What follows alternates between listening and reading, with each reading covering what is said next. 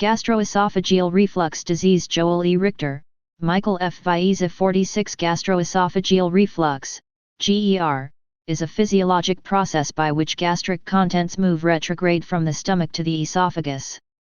GER itself is not a disease and occurs multiple times each day without producing symptoms or mucosal damage. In contrast, GERD is a spectrum of disease usually producing symptoms of heartburn and acid regurgitation. GERD is a consequence of the failure of the normal anti-reflux barrier to protect against frequent and abnormal amounts of refluxed material. Most patients have no visible mucosal damage at the time of endoscopy, whereas others have esophagitis, peptic strictures, or Barrett's esophagus. Other symptoms may include chest pain or evidence of extraesophageal manifestations such as pulmonary, ear, nose, or throat symptoms. GERD is a multifactorial process and one of the most common diseases of mankind. In 2009 there were 8.9 million outpatient clinic visits for GERD in the U.S., which was the leading diagnosis for all GI disorders. 1 Epidemiology. Prevalence of symptoms and GERD complications. Accurate prevalence rates for GERD are difficult to ascertain with precision, because many affected individuals, even those with Barrett's esophagus, have no symptoms. Furthermore, data based on objective tests such as endoscopy, i.e., esophagitis, and esophageal pH testing are impractical in large screening populations. 2 On the basis of symptoms, the pooled prevalence of at least weekly GERD symptoms reported from population-based studies worldwide is approximately 13%, but there is considerable geographic variation. Fig. 46.1.3 Heterogeneity in study designs make it difficult to get an accurate measurement, but the prevalence of GERD is highest in South Asia and Southeast Europe, more than 25%, and lowest in Southeast Asia, Canada, and France, less than 10%. There are no prevalence data from Africa. The prevalence of at least weekly GERD in the US is approximately 20%, but prevalence estimates have ranged from 6% to 30% due to variability in questionnaires used, including the frequency and the duration of symptoms required to define GERD. 3 There are approximately 110,000 hospital admissions annually in the U.S. for GERD. 5 Importantly, the prevalence of GERD symptoms in North America, Europe, and Southeast Asia has increased by nearly 50% relative to the prevalence in the early to middle 1990s but has since plateaued. 4 The predominant complications of GERD are reflux esophagitis, peptic strictures, and esophageal cancer. The true prevalence of esophagitis is very difficult to define because healthy subjects rarely undergo upper endoscopy. In 3 population-based studies of patients undergoing endoscopy regardless of symptoms, the prevalence of erosive esophagitis ranged from 6.4% in China to 15.5% in Sweden. 6-8 In asymptomatic subjects, the prevalence of erosive esophagitis ranged from 6.1% in China to 9.5% in Sweden. Erosive esophagitis may be a transient phenomenon. 25% of subjects with non-erosive reflux disease at baseline had esophagitis on recent endoscopy 2 years later, and another study with similar designs found a 10% rate at 5 years. 9,10 Recurrent peptic strictures requiring repeat endoscopic dilation decreased from 16% in 1992 to 8% in 2000. Possibly related to the increased use of PPIs. 11 From 2003 to 2006, there were approximately 10,570 hospital admissions annually for erosive esophagitis, and 14,000 admissions for esophageal stricture. 5 Deaths are rare from erosive esophagitis, about 2.1 per million in 1988 to 1992. 5 Demographic risk factors. There are a number of well-recognized risk factors for GERD and its complications. Gender is not a factor in North America and Europe, but women have a 40% higher rate of GERD symptoms compared with men in South America and the Middle East. 3 There is no clear association between gender and peptic stricture. 5 But men are at a greater risk of esophagitis, Barrett's esophagus, and adenocarcinoma than women. 12 Advancing age has been inconsistently associated with an increase in GERD symptoms but is strongly associated with complications of GERD, including esophagitis, esophageal stricture, and Barrett's esophagus with cancer. 3,5 In the U.S., there appears to be a similar prevalence of GERD symptoms among different races 12, but whites are at a greater risk for erosive esophagitis, Barrett's esophagus, and adenocarcinoma of the esophagus. Environmental risk factors. The prevalence of GERD in increasing in Western countries. 4 and the two major factors likely to explain the trends are the obesity epidemic and decreasing prevalence of HP-associated gastritis. Obesity is a major risk factor for GERD symptoms. Odds ratio 1.73, erosive esophagitis, odds ratio 1.59, Barrett's esophagus, odds ratio 1.24, and esophageal adenocarcinoma, odds ratio 2.45, 0.3,13. Central obesity, as measured by the waist-to-hip ratio, may be more important than BMI in association with complicated GERD. 13 Several mechanisms have been proposed to explain the association between central obesity and GERD: increased intragastric pressure that overwhelms the reflux barrier, 14, and production by the visceral fat of a variety of cytokines including interleukin-6, IL-6, and TNF-alpha, which may modulate lower esophageal sphincter, LA, pressure and contribute to insulin resistance. 15 Observational studies have shown that reducing the BMI by at least 3.5 kg/m2 increased the odds for GERD symptoms to resolve by 1.5 to 2.4-fold. 16 Randomized trials have confirmed that weight loss, especially decrease in waist circumference, result in improved GERD symptoms and decrease in esophageal acid exposure. 16 In addition to the increasing prevalence of obesity, the falling prevalence of HP gastritis might explain the trends in GERD and its complications. See pathogenesis. Gastric factors. 17 The gastric atrophy associated with HP infection appears to be inversely related to erosive esophagitis. 18 Barrett's esophagus, and esophageal adenocarcinoma. 19, 20 However, there is a much stronger inverse association in East Asia than in North America and equivocal association in Europe.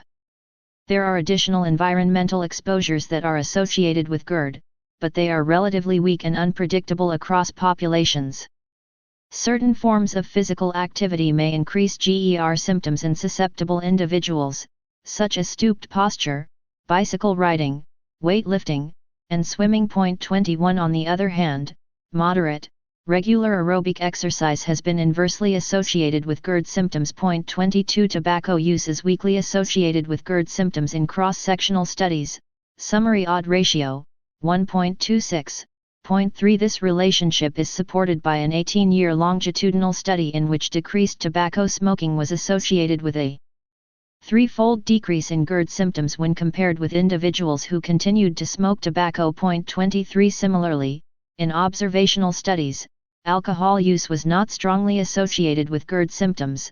Summary: odds ratio 1.11. 3 Although patients often report worse symptoms after red wine than white, perhaps related to the tannins in red wine, a randomized trial found that red wine had less effect on lay pressure and acid reflux than white wine. 24 Tobacco is an important risk factor for erosive esophagitis and esophageal adenocarcinoma, but there is no relationship between alcohol and erosive esophagitis or Barrett's esophagus. 10% 25%, 15 to 19.9%, 10 to 14.9%, 20 to 24.9%. Fig. 46.1 Prevalence of weekly gastroesophageal reflux symptoms worldwide, based on symptoms at a frequency of once a week or more. From Richter J.E., Rubenstein J.H. Presentation and Epidemiology of Gastroesophageal Reflux Disease. Gastroenterology 2018, 143:1179-87. 672 Part V Esophagus. Along with environmental factors, the epidemiology of GERD may be affected by genetics. Family clustering of GERD and its complications, especially Barrett's esophagus, have been reported. 25,26 Two large case control studies of twins from the US and Sweden suggest the genetic liability for GERD in the range of 30% to 45%. 27,28 The genetic mechanisms are unknown but may be related to a smooth muscle disorder associated with hiatal hernia, reduced lay pressure, and impaired motility. Healthcare impact. Although rarely a cause of death, GERD is associated with considerable morbidity and complications, such as esophageal ulceration, 5%, peptic stricture, 4% to 20%, and Barrett's esophagus, 8% to 20%. Point 2. Not surprisingly, the burden of GERD on healthcare is great. In 2009, GERD was the most common digestive disease diagnosis during ambulatory care visits. Point 1. For GI disorders, GERD was the 13th most common principal diagnosis at discharge, with an estimated total number per year of 66,000, a 2-day median length of stay, and a median cost of $4,366.10 as a secondary discharge diagnosis. It was the most common GI disorder and was listed 4.5 million times, threefold higher than any other diagnosis. Point 1. During the years 2005 to 2010 in the US, the indication for nearly 1 in 4 upper endoscopy exams was to evaluate reflux symptoms. Point 29. The total cost per patient in 2005 for PPI therapy in the US was estimated to be $2,040.30. The economic burden may even be higher for patients with suspected extraesophageal GERD. During the initial first years, a Vanderbilt study found the direct costs were 5.6 times higher for extraesophageal GERD patients, $5,154, than those reported for typical GERD, $971.31. An economic survey from Germany reported that 6% of individuals with established GERD missed at least 1 day of work per year due to this disorder. 61% of these patients visited their physician at least once in the previous year, and 2% were hospitalized specifically for GERD. 32. They estimated direct and indirect costs of approximately $600 per patient per year.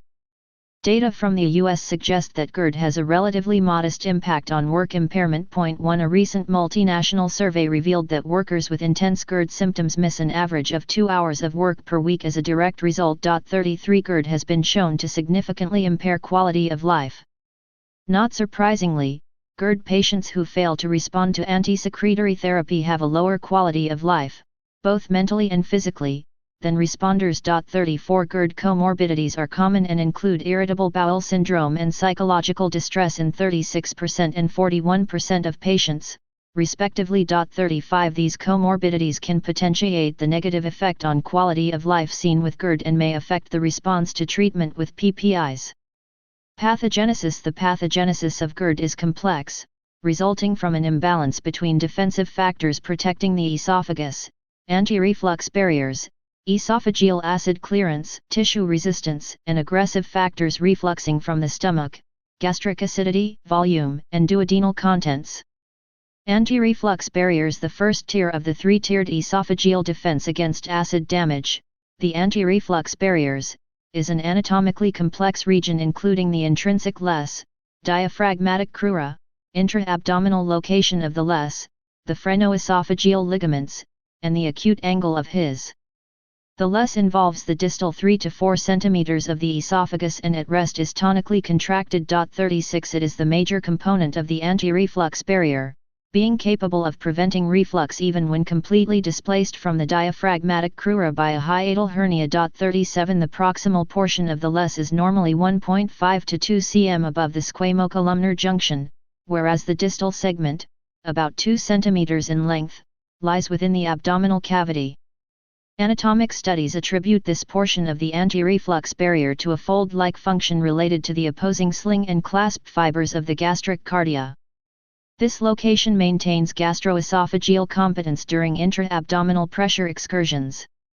Resting lay pressure ranges from 10 to 30 mm Hg, with a generous reserve capacity because only a pressure of 5 to 10 mm Hg is necessary to prevent GER. 38. The LES maintains a high pressure zone by the intrinsic tone of its muscle and by cholinergic excitatory neurons. 39. There is considerable diurnal variation in basal lay pressure, it is lowest after meals and highest at night, and large increases occur with phase 3 of the migrating motor complex. It is also influenced by circulating peptides and hormones, foods, particularly fat, and a number of drugs. The LES lies within the hiatus created by the right crus of the diaphragm and is anchored by the phrenoesophageal ligaments, which insert at the level of the squamocolumnar junction, Table 46.1. The hiatus is a teardrop-shaped canal of about 2 cm along its major axis. Developmentally, the crural diaphragm arises from the dorsal mesentery of the esophagus and is innervated separately from the costal diaphragm. It is inhibited by esophageal distension, by vomiting, and during transient lay relaxations, plesrs, but not during swallowing. The crural diaphragm provides extrinsic squeeze to the intrinsic les, contributing to resting pressure during inspiration and augmenting lay pressure during periods of increased abdominal pressure, such as with coughing, sneezing, or bending. 39 Crural contractions impose rhythmic pressure increases of about 5 to 10 mm Hg on the less pressure recording.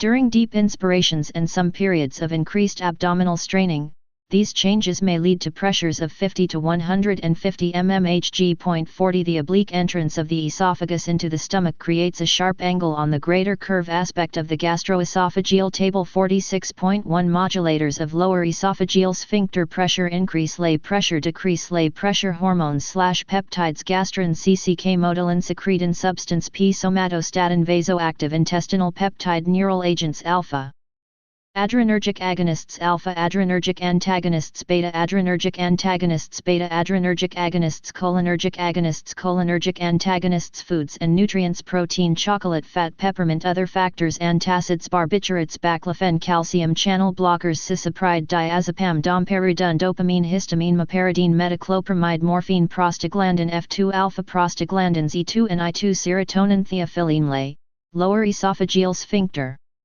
Chapter 46 Gastroesophageal reflux disease 673 46 Junction, the angle of His. This angle has been shown in cadavers to create a flap valve effect. However, the contribution to gastroesophageal junction competency remains unclear. 41 Mechanisms of reflux. Reflux usually occurs via 4 mechanisms: TLESR, low lay pressure, swallow-associated lay relaxation, and straining during periods of low lay pressure. 42 Transient lower esophageal sphincter relaxations. TLESRs are the most frequent mechanism for reflux in patients with healthy sphincter pressures. Fig. 46.2. TLESRs occur independently of swallowing, are not accompanied by esophageal peristalsis, persist longer, greater than 10 seconds, than swallow-induced LESRs, and are accompanied by inhibition of the crural diaphragm. 43 TLESRs account for nearly all reflux episodes in healthy subjects and 50% to 80% of episodes in GERD patients, depending on the presence of hiatal hernia and severity of associated esophagitis. Fig. 46.3. 44 However, one study suggests that low basal lay pressure, rather than TLESRs, may be the primary mechanism of GER in patients with non-reducible hiatal hernias. See Fig. 46.3. 45 TLESRs are not always associated with GER.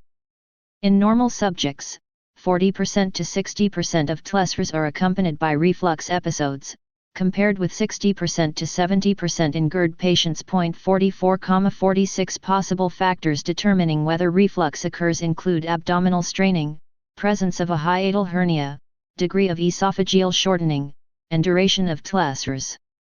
The dominant stimulus for a TLESR is distension of the proximal stomach by either food or gas, which is not surprising given that a TLESR is the mechanism of belching.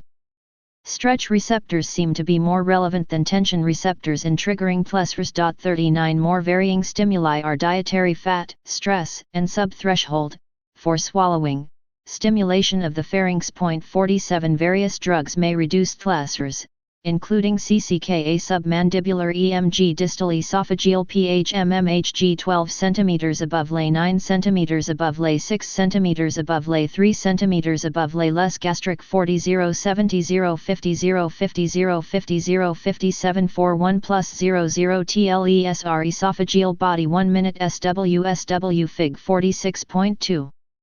Example of a transient lower esophageal sphincter relaxation, TLESR, on an esophageal manometry study. Lay pressure is referenced to gastric pressure, which is indicated by the horizontal dashed line. Note that the TLESR persisted for almost 30 seconds, whereas the swallow-induced LESR to the right, SW, persisted for only 5 seconds. Also note the absence of a submandibular electromyographic (EMG) signal during the TLESR, which indicates absence of a pharyngeal swallow. Finally, the associated esophageal motor activity is different in the two types of LESR.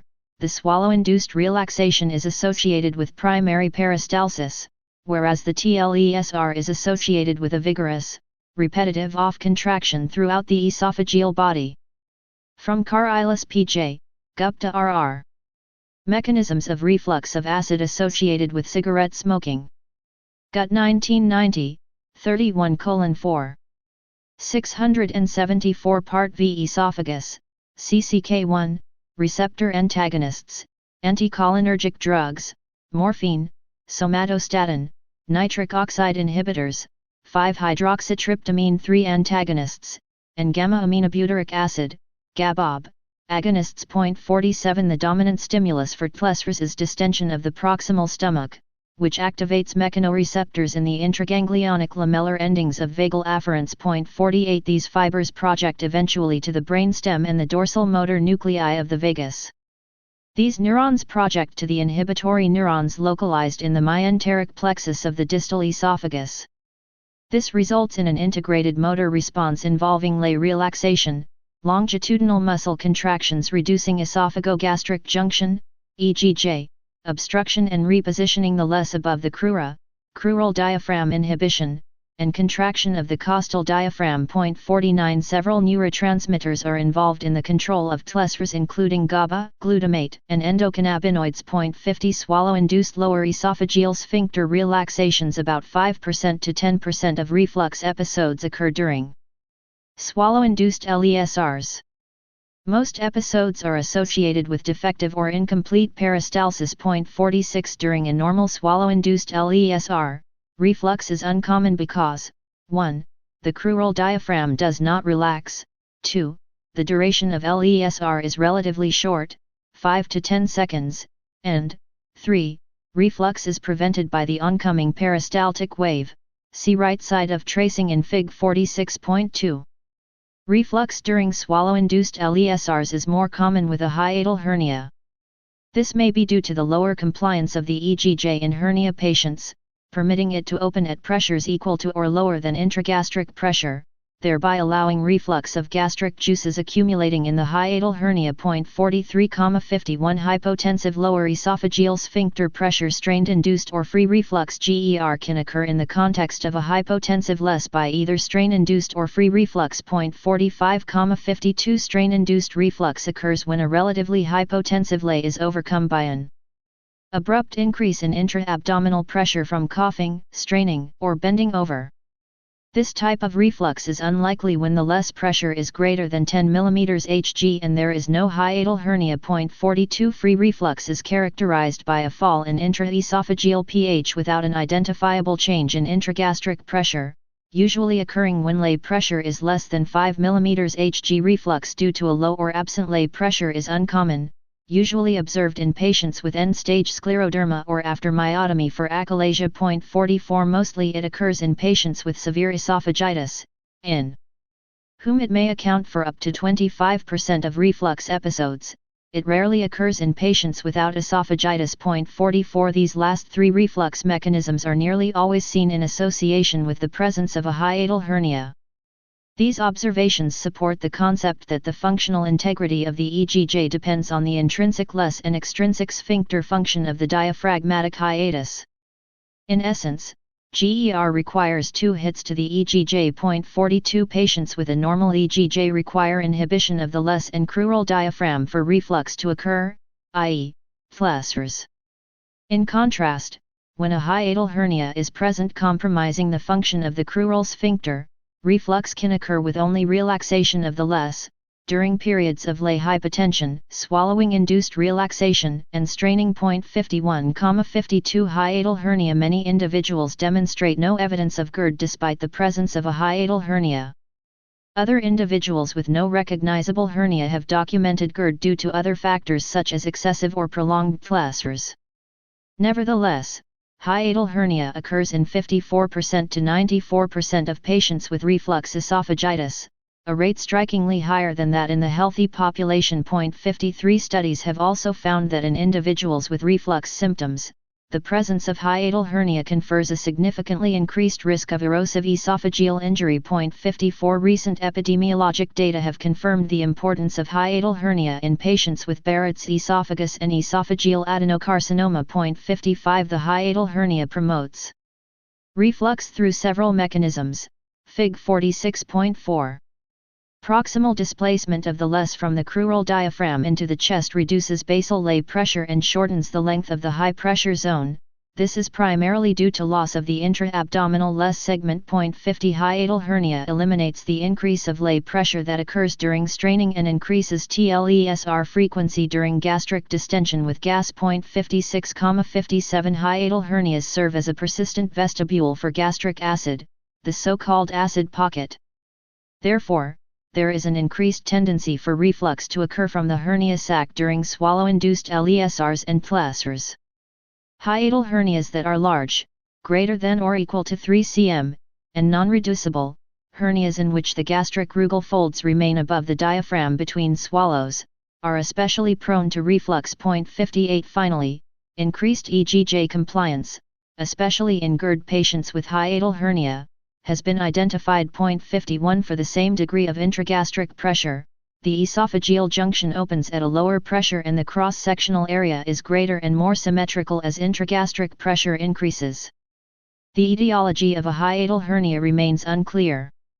Familial clustering of GERD suggests the possibilities of an inherited smooth muscle disorder. 27 Animal studies propose that reflux itself causes esophageal shortening, promoting the development of a hiatal hernia. 59 Other studies find an association with obesity 60 and heavy lifting 61, raising the possibilities that over time, chronic intra-abdominal stressors may weaken the esophageal hiatus, causing the development of a hiatal hernia. This theory is attractive because it helps to reconcile the increased prevalence of hiatal hernias as the population grows older. 53 The acid pocket gastric pH is usually around 2 in the fasting state. During meals, and for approximately 90 minutes thereafter, the pH remains TLESR swallow-induced LESR absent basal lay pressure straining mild esophagitis severe esophagitis control non-erosive GERD reflux episodes, %. 190 80 70 60 50 40 30 20 10 0 Fig. 46.3% of reflux episodes in control subjects and in patients with GERD occurring by the following mechanisms: transient lower esophageal sphincter relaxation, TLESR, swallow-induced LESR, absent basal lay pressure, and straining in the presence of low lay pressure. From Holloway R.H. The Anti-Reflux Barrier and Mechanisms of Gastroesophageal Reflux. Balieres Clin Gastroenterol 2000, 14:681-99. Chapter 46 Gastroesophageal Reflux Disease 675 46 Elevated owing to the buffering effects of the food. Herein lies a paradox because most episodes of acid reflux occur immediately after a meal. This paradox is explained by the identification of a zone in the gastric cardia that remains unbuffered, now referred to as the acid pocket. 62,63 This pocket is postulated to be the source of acidic refluxate and has a pH considerably lower than the distal esophagus and remainder of the stomach after a meal. A subsequent study confirmed that this zone is poorly buffered by a meal in both normal subjects and those with symptomatic GERD. 64 In GERD patients, the presence of an acid pocket is more common than in controls and is larger as a result of extension more distally from the LES. 65 In GERD patients with hiatal hernia, the acid pocket is further enlarged because of the proximal migration of the LES. In addition, when the acid pocket is located about the diaphragm, especially in a hiatal hernia, more than 70% of the TLESRs were accompanied by acid reflux. In contrast, less than 20% of TLESRs were accompanied by acid reflux when the acid pocket was below the diaphragm. 58 Esophageal acid clearance. The second tier of protection against reflux damage is esophageal acid clearance. This phenomenon involves two related but separate processes: volume or bolus clearance, which is the actual removal of the reflux material from the esophagus, and acid clearance, which is the restoration of normal esophageal pH following acid exposure through titration with base from saliva and esophageal gland secretions. Although the competency of the anti-reflux barrier determines the frequency and volume of GER, esophageal acid clearance determines the duration of acid exposure to the mucosa and probably the severity of mucosal damage. Volume clearance. Esophageal peristalsis clears acid volume in the upright and supine positions but is inoperative during deep rapid eye movement sleep. Helm and colleagues 66 showed that 1 or 2 primary peristaltic contractions completely clear a 15 ml fluid bolus from the esophagus. Primary peristalsis is elicited by swallowing. Secondary peristalsis, initiated by esophageal distension from acid reflux, is much less effective in clearing the refluxate, thus offering only an ancillary protective role. Peristaltic dysfunction, i.e., failed peristaltic contractions, hypotensive or weak 30 mm Hg peristaltic contractions that incompletely empty the esophagus, increases in frequency with the severity of esophagitis. Savarino and colleagues found that increasing GERD severity was associated with decreased lower distal esophageal amplitude and an increased prevalence of ineffective esophageal motility. 67 Patients with erosive esophagitis had significantly impaired fluid bolus transit compared with patients with non-erosive reflux disease and functional heartburn. 67 Whether esophagitis per se leads to peristaltic dysfunction or whether an underlying smooth muscle motility disorder of the esophagus predisposes to the development of reflux disease is not clear. Animal studies have found that esophageal dysmotility associated with active esophagitis is reversible, but esophageal dysmotility associated with stricture or extensive fibrosis is irreversible. Clinical observations suggest that impaired motor function does not revert to normal following either effective medical or surgical therapies. Hiatal hernia also can impair esophageal emptying. Concurrent pH recording and scintigraphy above the EGJ showed that impaired clearance was caused by re-reflux of fluid from the hernia sac during swallowing. 52 This impaired clearance was most compromised in patients with non-reducing hernia where retrograde flow of fluid from the hernia occurred even during deglutitive relaxation. Gravity contributes to bolus clearance when reflux occurs in the upright position. At night when supine, this mechanism is not operative unless the head of the bed is elevated. This important lifestyle change markedly improves acid clearance time and is most beneficial in patients with a peristalsis, e.g., with scleroderma. Salivary and esophageal gland secretions. Saliva is the second essential factor required for normal esophageal acid clearance. The stimulus for salivation appears to be the presence of acid in the proximal esophagus, 20 cm above lay. 0.68 The normal daily volume of saliva is 1.2 L, which may triple in response to persistent esophageal acidification. 69 Refluxed acid activates esophageal chemoreceptors, stimulating the salivary glands, and increases peristaltic activity through a neural reflex arc mediated by the vagus. 70 Saliva is a weak base with a pH of 6.4 to July 8, 71. However, it easily neutralizes the small amount of acid remaining in the esophagus after several peristaltic contractions. 71 Modulation of salivation may contribute to GERD. Decreased salivation during sleep is the reason that nocturnal reflux episodes are associated with markedly prolonged acid clearance times. Xerostomia is associated with prolonged esophageal acid exposure and esophagitis. 72 Cigarette smoking promotes GER. Originally attributed to nicotine's effect on lowering lay pressure, cigarette smokers also have hyposalivation, leading to prolonged esophageal acid clearance times. 73 In addition to saliva, the aqueous bicarbonate-rich secretions of the esophageal submucosal glands dilute and neutralize residual esophageal acid. 74 Acid refluxing into the esophageal lumen stimulates these glands and helps neutralize the acid, even if swallowing does not occur.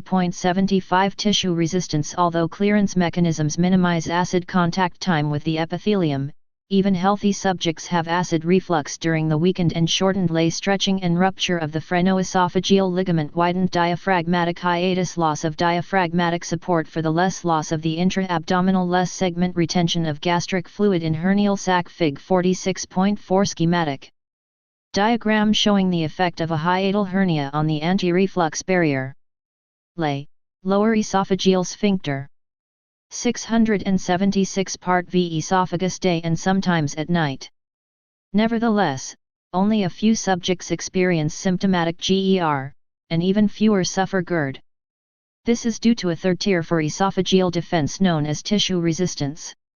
Conceptually, tissue resistance can be subdivided into pre-epithelial, epithelial, and post-epithelial factors, which act together to minimize mucosal damage from the noxious gastric reflux. 8.76 The pre-epithelial defense in the esophagus is poorly developed. There is neither a well-defined mucus layer nor buffering capacity by the surface cells to secrete bicarbonate ions into the unstirred water layer. Esophageal secretion of glycoconjugate, predominantly mucin, and prostaglandin E2 may play a role in pre-epithelial defense. 77 The epithelial defenses consist of structural and functional components.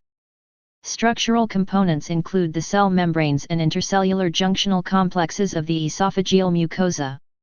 This structure is a 25 to 30 cell thick layer of non-keratinized squamous epithelium functionally divided into a proliferating basal cell layer, stratum basalis, a midzone layer of metabolically active squamous cells, stratum spinaceum, and a 5 to 10 cell thick layer of dead cells, stratum corneum, on the mucosal surface.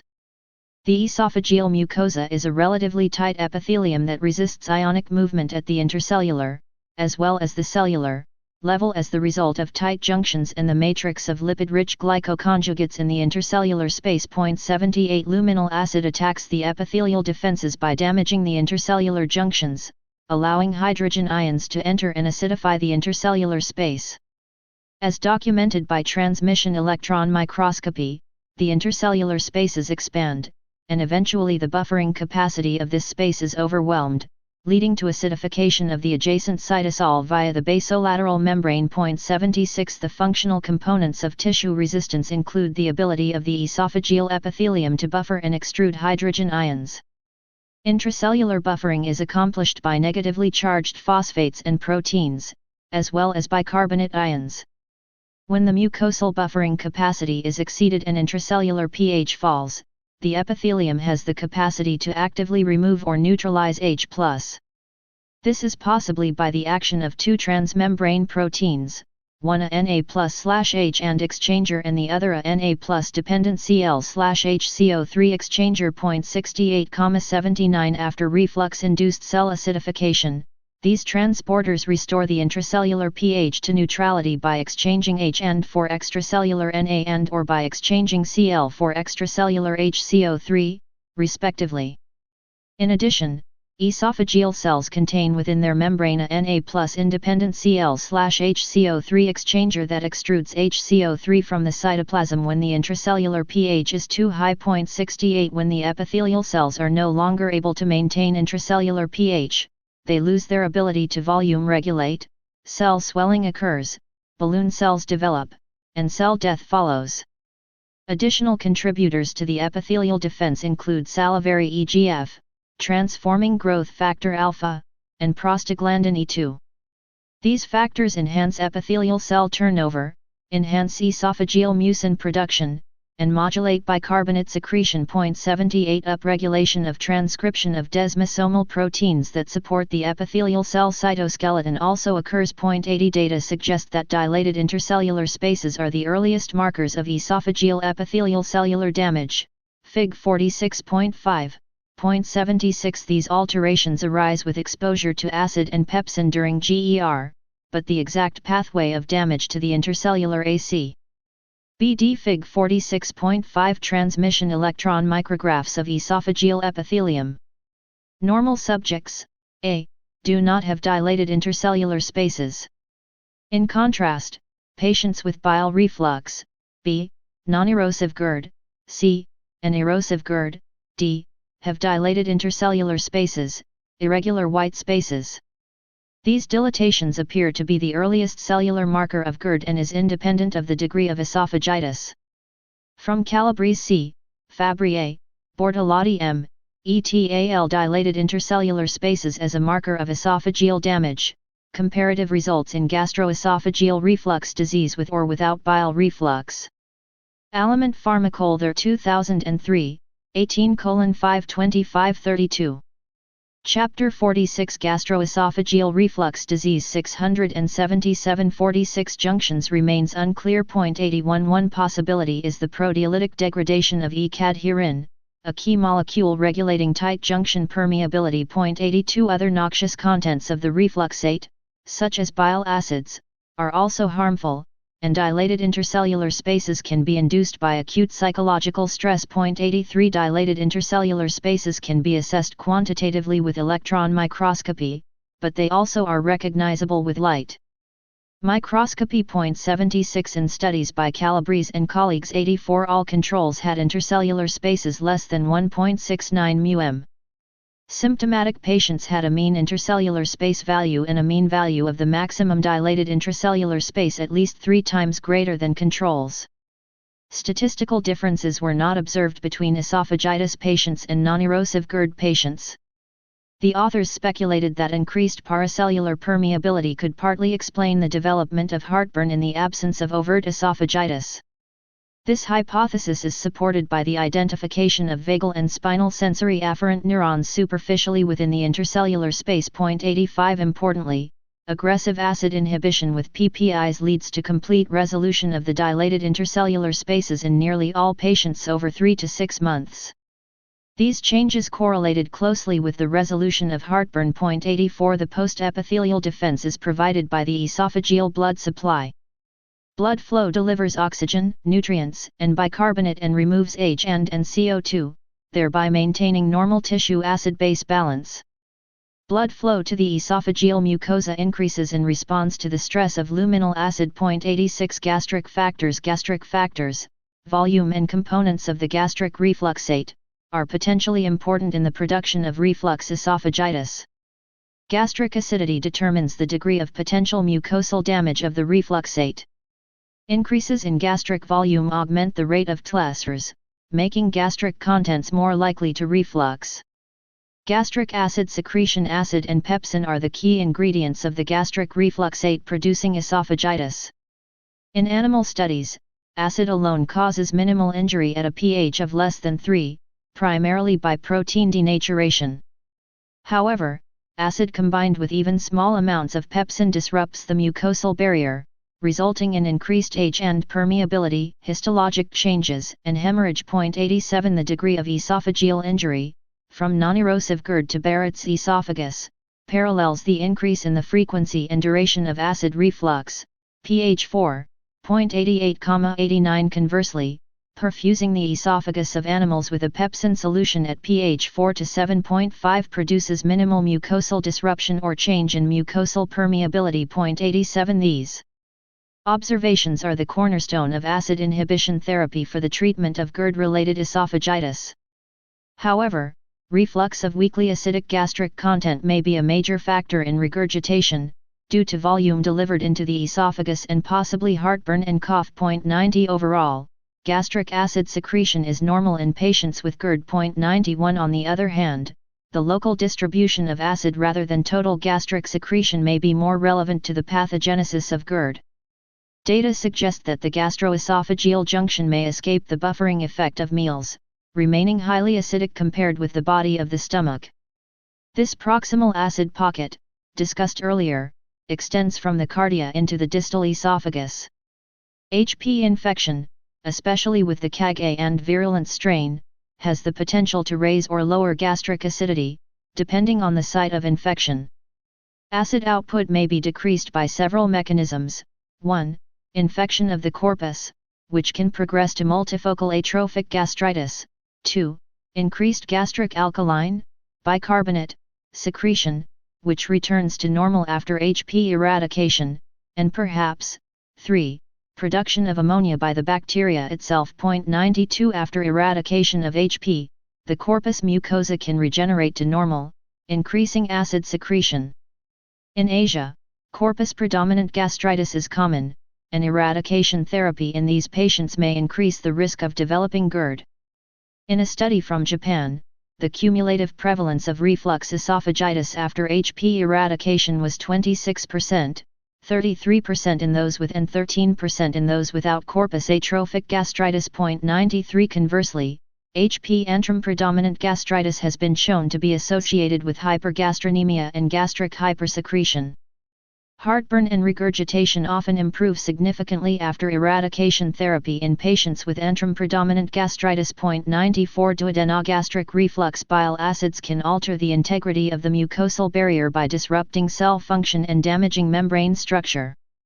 Animal studies demonstrate that conjugated bile acids produce their greatest injury in the presence of acid and pepsin, whereas deconjugated bile acids and trypsin are damaging in a more neutral environment. 95 Esophageal exposure to bile is always mixed with acid, resulting in more severe grades of esophagitis. Analyses of the association of acid and bile reflux, quantified using bilirubin absorbances, with GERD supports the hypothesis that the presence and severity of erosive esophagitis depends primarily on acid reflux, whereas Barrett's esophagus depends on exposure to both acid and bile. 96 Delayed gastric emptying. The importance of delayed gastric emptying in the pathogenesis of GERD is controversial. Early studies suggested a rate as high as 50%, but more recent studies using a standardized 4-hour gastric emptying test found an overlap but in 8% to 20% of patients. 97 Conceptually, impaired gastric emptying results in a greater volume of material in the stomach, which could be available to directly reflux into the esophagus due to distension of the proximal study. Recent studies with impedance pH testing found that acid reflux values were not increased, but consistent with the reflux of the meal contents. The increase was in the postprandial liquid or mixed reflux events and non/weekly acid reflux. 98 Women and diabetics are more likely to have gastroparesis with secondary reflux. Complaints of abdominal bloating, pain, nausea, vomiting, and constipation should be helpful clues, and manometry often shows a normal less pressure. A new cytokine-mediated mechanism for esophageal injury. Recent animal and human studies suggest a new paradigm for esophageal injury. Refluxed gastric contents do not directly damage the esophagus, but rather stimulates esophageal epithelial cells to secrete chemokines that mediate damage of esophageal tissue. Using a rat model with an esophagoduodenostomy, Souza et al. 99 removed the esophagus at various time points to analyze histologically the inflammatory changes. Reflux esophagitis started at postoperative day 3 with lymphocytic infiltration of the submucosa that eventually progressed to the epithelial surface. Basal cell and papillary hyperplasia preceded the development of surface erosions. These findings are just the opposite of those expected from a caustic chemical injury. In another experiment in the same study, exposure of a human esophageal squamous cell line to acidified bile salts significantly increased the secretion of IL-8 and IL-1 beta, which triggered the migration of T cells and neutrophils. In a preliminary study of 12 patients with a history of severe esophagitis healed with PPI therapy, the same GROUP100 observed that stopping antacid medications was associated with T lymphocyte predominant esophageal inflammation and basal cell and 678 Part V esophagus papillary hyperplasia. These changes occurred at 1 and 2 weeks after discontinuing PPIs. Neutrophils and eosinophils were few or absent on biopsies, and there was not the loss of surface cells, i.e., erosions. Clinical features. Classic symptoms. Heartburn is the classic symptom of GERD, with patients generally reporting a burning feeling rising from the stomach or lower chest and radiating toward the neck, throat, and occasionally the back. 101 It usually occurs postprandially, particularly after large meals or after ingesting spicy foods, citrus products, fats, chocolates, and alcohol. The supine position and bending over may exacerbate heartburn. Sleep deprivation as well as psychological or auditory stress may lower the threshold for symptom perception. 102,103 Nighttime heartburn may occur after spontaneous conscious awakenings, leading to difficulty in returning to sleep. GERD is usually diagnosed symptomatically by the occurrence of heartburn 2 or more days a week, although less frequent symptoms do not preclude the disease. 101 Although an aid to diagnosis, the frequency and severity of heartburn do not predict the degree of esophageal damage. 101 Heartburn symptoms can arise from acid reflux, weakly acidic reflux, bile reflux, and mechanical stimulation of the esophagus.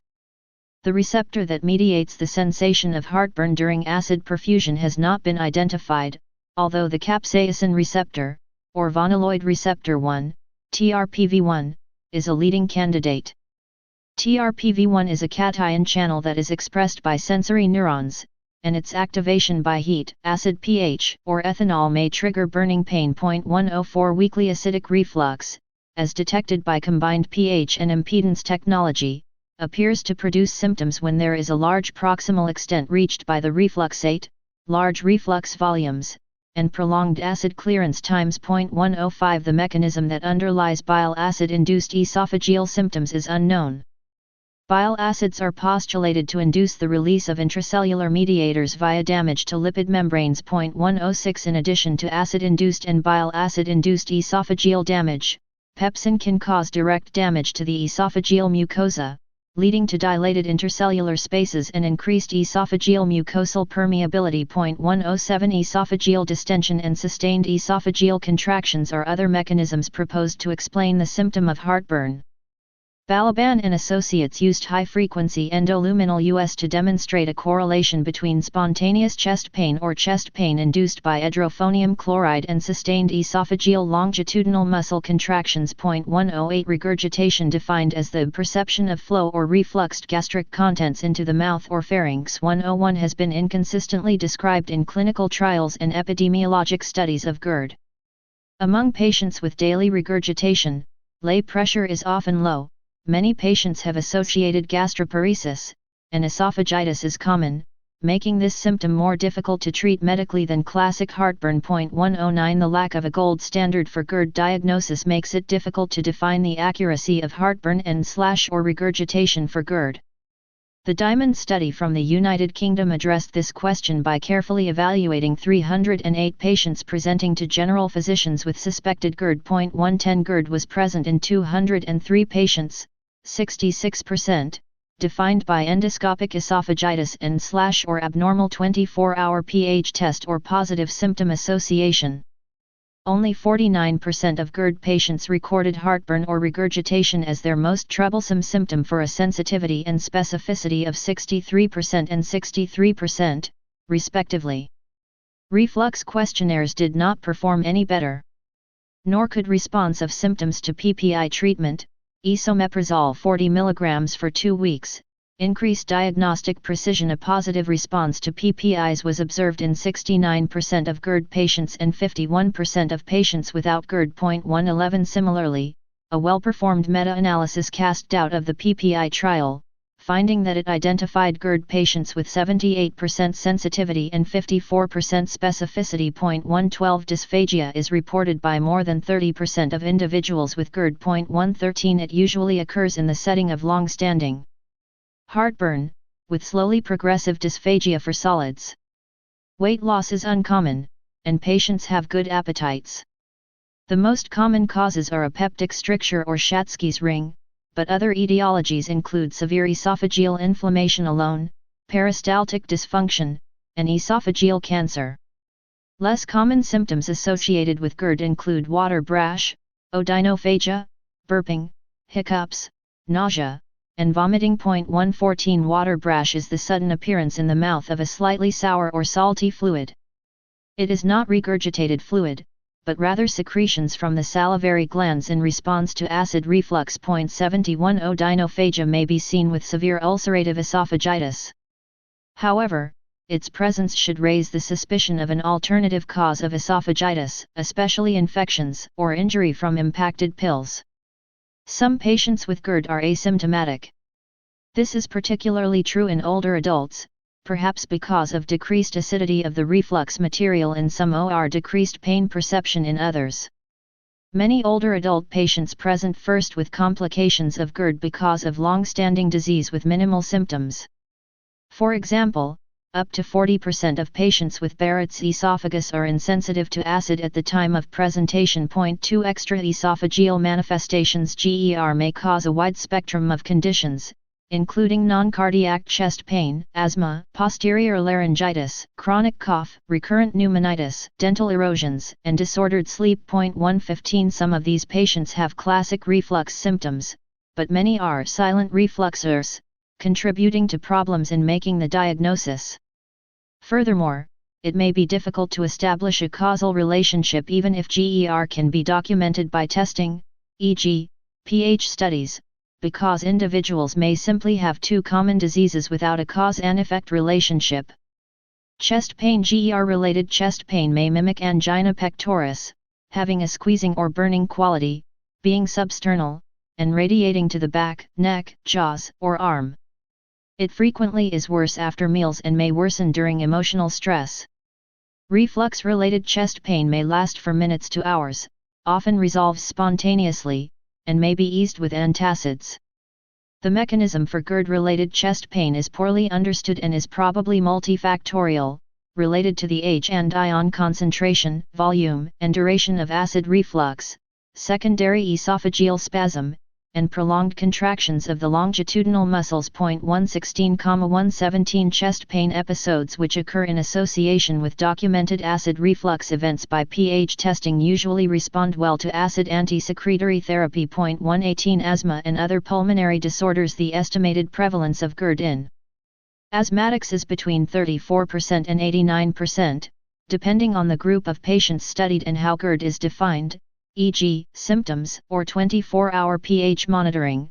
119 Proposed mechanisms of reflux-induced asthma include aspiration of gastric contents into the lungs, with secondary bronchospasm and activation of a vagal reflex from the esophagus to the lungs causing bronchoconstriction. Animal 120 and HUMAN 121 studies report bronchoconstriction after esophageal acidification, but the response is mild and inconsistent. The reflux of acid into the trachea, as compared with the esophagus alone, predictably caused marked changes in peak expiratory flow rates in asthmatic patients. 122 Other pulmonary diseases associated with GERD. Chapter 46 Gastroesophageal reflux disease 679 46 include aspiration pneumonia, interstitial pulmonary fibrosis, chronic bronchitis, and bronchiectasis. In addition, GER may worsen the course of obstructive sleep apnea, OSA, in a subset of patients. 123 Up to 30% of patients with GERD-related asthma have no esophageal complaints. Therefore, there has been enthusiasm for empirical treatment for acid reflux even in asymptomatic patients with poorly controlled asthma. Data from randomized double-blind trials have failed to support this approach. One trial of adults with inadequately controlled asthma despite treatment with inhaled corticosteroids and with minimal or no symptoms of GER used either 40 mg of esomeprazole twice daily or matching placebo. Esomeprazole had no measurable impact on the frequency of poor asthma control events. The authors also found no effect of esomeprazole on pulmonary function, airway reactivity, nocturnal awakening, or quality of life. Even in the subgroup of poorly controlled asthmatics with an abnormal pH study, there was no benefit with acid suppression. 124 A more recent study using lansoprazole in children found similar results. 125 In addition, children treated with lansoprazole reported more respiratory infections. 126 Ear, nose, and throat diseases. Laryngeal inflammation may be associated with a variety of presenting symptoms, including hoarseness, globus sensation, frequent throat clearing, recurrent sore throat, and prolonged voice warm-up. 127 Ear, nose, and throat signs attributed to GERD include posterior laryngitis with edema and redness, vocal cord ulcers, granulomas, leukoplakia, and even carcinoma. 128 These changes are usually limited to the posterior third of the vocal cords and interarytenoid areas, both in proximity to the upper esophageal sphincter, Fig. 46.6. Animal studies find that the combination of acid, pepsin, and conjugated bile acids is very injurious to the larynx. 129 Human studies have confirmed that increased esophageal acid exposure is significantly more common in patients with laryngeal symptoms and signs than in the general population. 127 Although acid suppression is frequently recommended as an empirical treatment for chronic laryngeal symptoms, meta-analysis of results from controlled trials using PPI therapy failed to find objective improvement compared with placebo. 130 GERD has been postulated to be a leading cause of chronic cough, after sinus problems and asthma. 131 GER increases the cough sensitivity reflex, i.e., reduces the cough threshold, in patients with chronic cough. 132 However, the importance of this association in humans has not been shown in treatment studies, which, in sum, have not demonstrated a superiority of PPIs over placebo. 133 Dental erosion, the loss of tooth structure by non-bacterial chemical processes, can be caused by GER, and acid suppressive therapy is helpful in counteracting progression of reflux-related dental erosions. 134 Sleep disorders. Nocturnal GERD can lead to interruptions in sleep, leading to high rates of absenteeism from work and a reduced quality of life. 135 PPI therapy has demonstrated superiority over placebo in providing relief from nocturnal heartburn and in reducing GERD-related sleep disturbances, resulting in improvement in sleep quality and work productivity. 136 Epidemiologic studies have also found an association between nocturnal GERD and OSA. 137 This was confirmed in a study using pH impedance, finding that OSA patients have more episodes of pathologic acid reflux than those without OSA. 125 The mechanism for this association remains unclear, although it appears that GERD is a consequence of OSA, not the converse. For example, a study found that patients with OSA had more TLESRs during sleep related to preceding sleep arousals and shallow sleep. 138 Differential diagnosis. Symptoms associated with GERD may be mimicked by other esophageal and extraesophageal diseases, including achalasia, eosinophilic esophagitis, EOE, Zenker's diverticulum, gastroparesis, gallstones, PUD, functional dyspepsia, and angina pectoris. These disorders usually can be identified by failure to respond to aggressive PPI therapy and appropriate diagnostic tests. Although GERD is the most common cause of esophagitis, other etiologies of esophagitis, pills, infections, or radiation injury, need to be considered in difficult-to-manage cases, older individuals, or immunocompromised patients. Associated conditions. Several medical and surgical conditions can predispose to GERD. The most common is pregnancy, in which 30% to 80% of women complain of heartburn, especially in the first trimester. See Chapter 40. Pregnancy increases the risk for reflux by reducing lay pressure due to the effects of estrogen and progesterone and possibly mechanical factors from the gravid uterus. 139 Although symptoms may be severe, esophagitis is uncommon, and this type of situational GERD is cured with childbirth.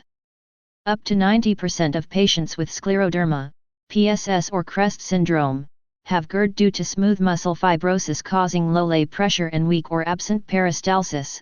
See Chapter 37. Severe disease is common, with up to 38% of patients having esophagitis. 140 Acid hypersecretion and increased gastric volume are the major factors causing GERD in patients with ZES. See Chapter 34. In these patients, the esophagitis and complications are more difficult to treat than the ulcer disease. 141 After Heller myotomy or the more recent peroral endoscopic myotomy for achalasia, see Chapter 44, 10% to 39% of patients may develop GERD. 142 In patients undergoing bariatric surgery for morbid obesity, see Chapter 8.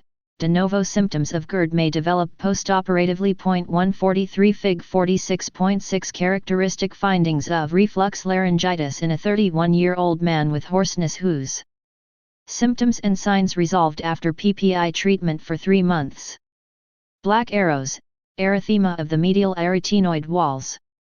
White arrows, red streaks on the true vocal folds. Reflux changes in the larynx are usually confined to the posterior portion nearest the upper esophageal sphincter, bluish-gray ridge behind the arytenoid complex. 680 Part V Esophagus. Finally, prolonged NG intubation may cause reflux esophagitis, in part because acid tracks ORAT along the tube, and because the tube mechanically interferes with the less barrier function. See Chapter 45. 144 Diagnosis. A large number of tests are available for evaluating patients with suspected GERD. 145 Many times these tests are unnecessary because the classic symptoms of heartburn and acid regurgitation are sufficiently specific to identify reflux disease and begin medical treatment.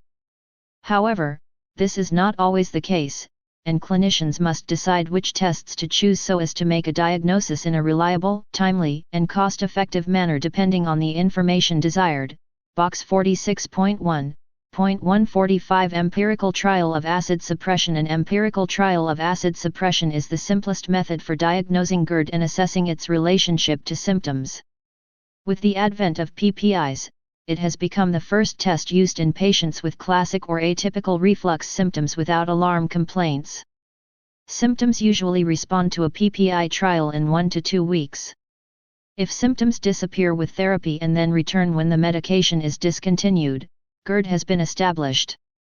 In empirical trials for heartburn, the initial PPI dose was high, e.g., omeprazole 40 to 80 mg/day, usually given for at least 2 weeks, and a positive response was defined as at least 50% improvement in heartburn. Using this approach, the PPI empirical trial has a sensitivity of 68% to 83% but poor specificity for determining the presence of GERD. 146,147 However, these studies were enriched with GERD patients and may not represent the general population. For example, the PPI test was not as useful in a UK primary care setting with a large group of patients with a variety of UGI symptoms. 148 A positive response was observed in 64% of patients with well-documented GERD and in 51% of those without GERD, not much better than a coin toss. An empirical PPI trial for diagnosing GERD offers many advantages. The test is office-based, easily done, inexpensive, and available to all physicians and avoids many needless procedures.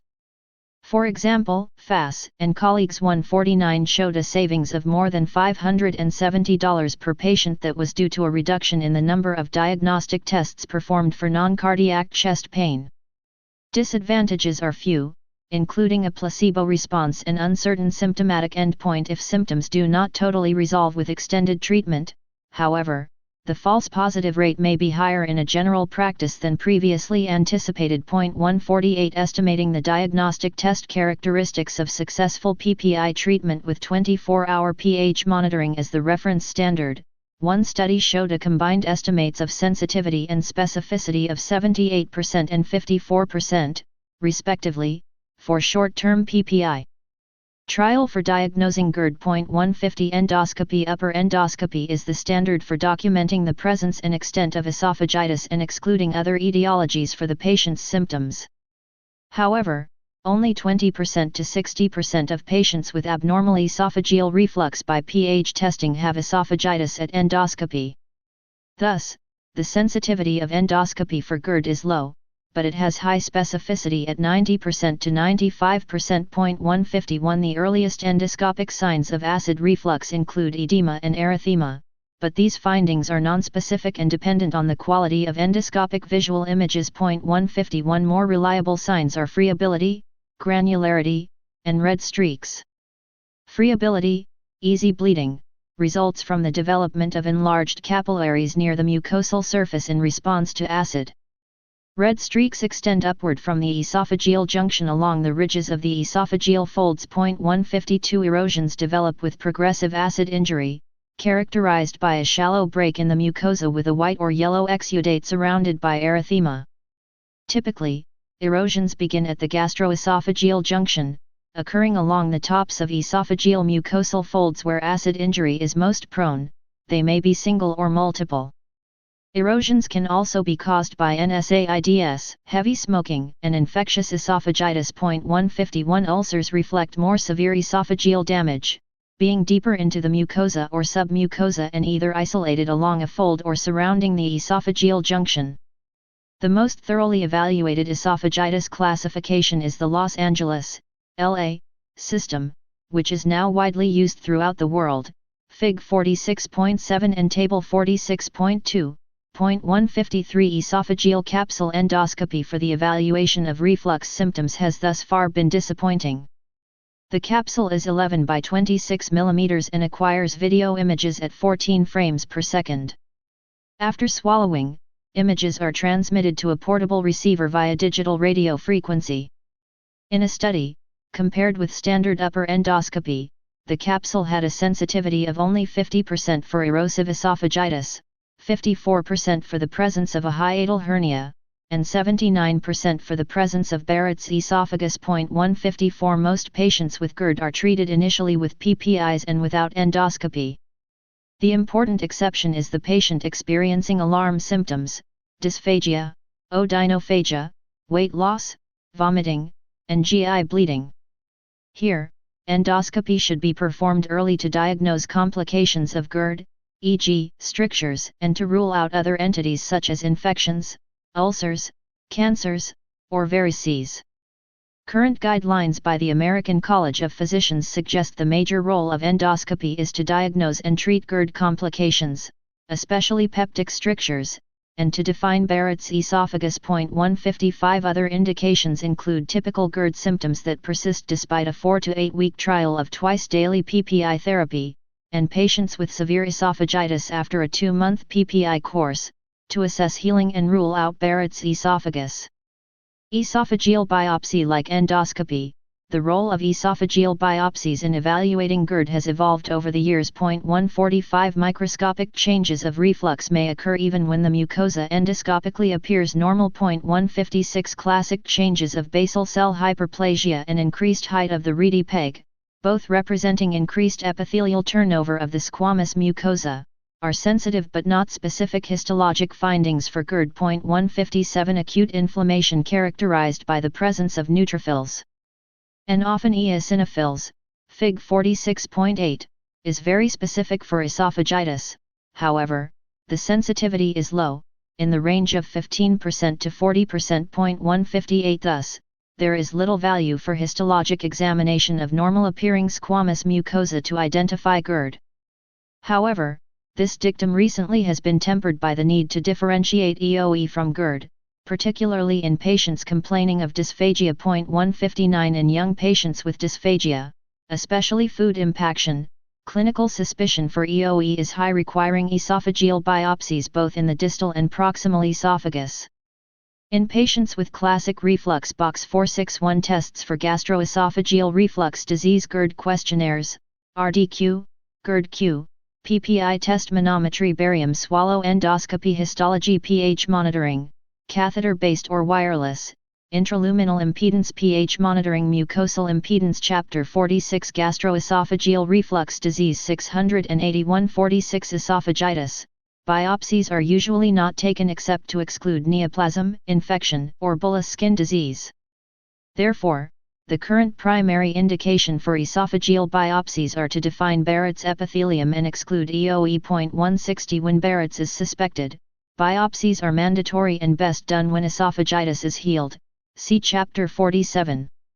Esophageal reflux testing. Esophageal reflux monitoring has undergone substantial changes in the past 10 years. 145 Wireless pH capsules and the ability to measure all forms of reflux, both acid and non-acid, are important advances in the field of reflux testing. Ambulatory intraesophageal pH monitoring is still the standard for establishing pathologic acid reflux. 145, 161, 162 For catheter-based pH testing, the ACBD Fig. 46.7 endoscopic photographs of the 4 grades of esophagitis, A to D, using the Los Angeles classification system, see Table 46.2. Table 46.2 Los Angeles Endoscopic Classification System for Esophagitis Grade A1 or more mucosal breaks confined to folds, less than or equal to 5 mm. Grade B1 or more mucosal breaks greater than 5 mm confined to folds but not continuous between the tops of mucosal folds. Grade C mucosal breaks continuous between tops of 2 or more mucosal folds but not circumferential. Grade D circumferential mucosal break. Fig. 46.8 Histopathology of GERD. Inflammatory cells, eosinophils and neutrophils, are interspersed between squamous epithelial cells. Courtesy Edward Lee, M.D., Washington, D.C. 682 Part V esophagus probe is passed nasally, positioned 5 cm above the manometrically determined lay, and connected to a battery-powered data logger capable of collecting pH values every 4 to 6 seconds. An event marker is activated by the patient when symptoms, meals, and body position changes occur. Patients are encouraged to eat normally and engage in regular daily activities, with monitoring carried out for 18 to 24 hours. Reflux episodes are defined by a pH drop of less than 4. Conventionally measured parameters include % of total time when pH is less than 4, percentage of time upright and supine when pH is less than 4, total number of reflux episodes, duration of longest reflux episode, and number of episodes greater than 5 minutes.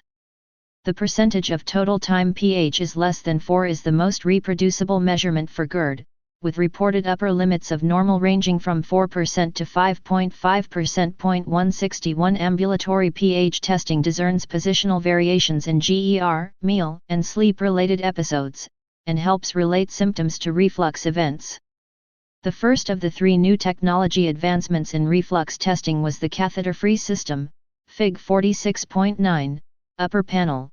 163 This system uses a wireless pH capsule that is affixed to the esophageal mucosa with a delivery system that drives a small needle into the epithelium.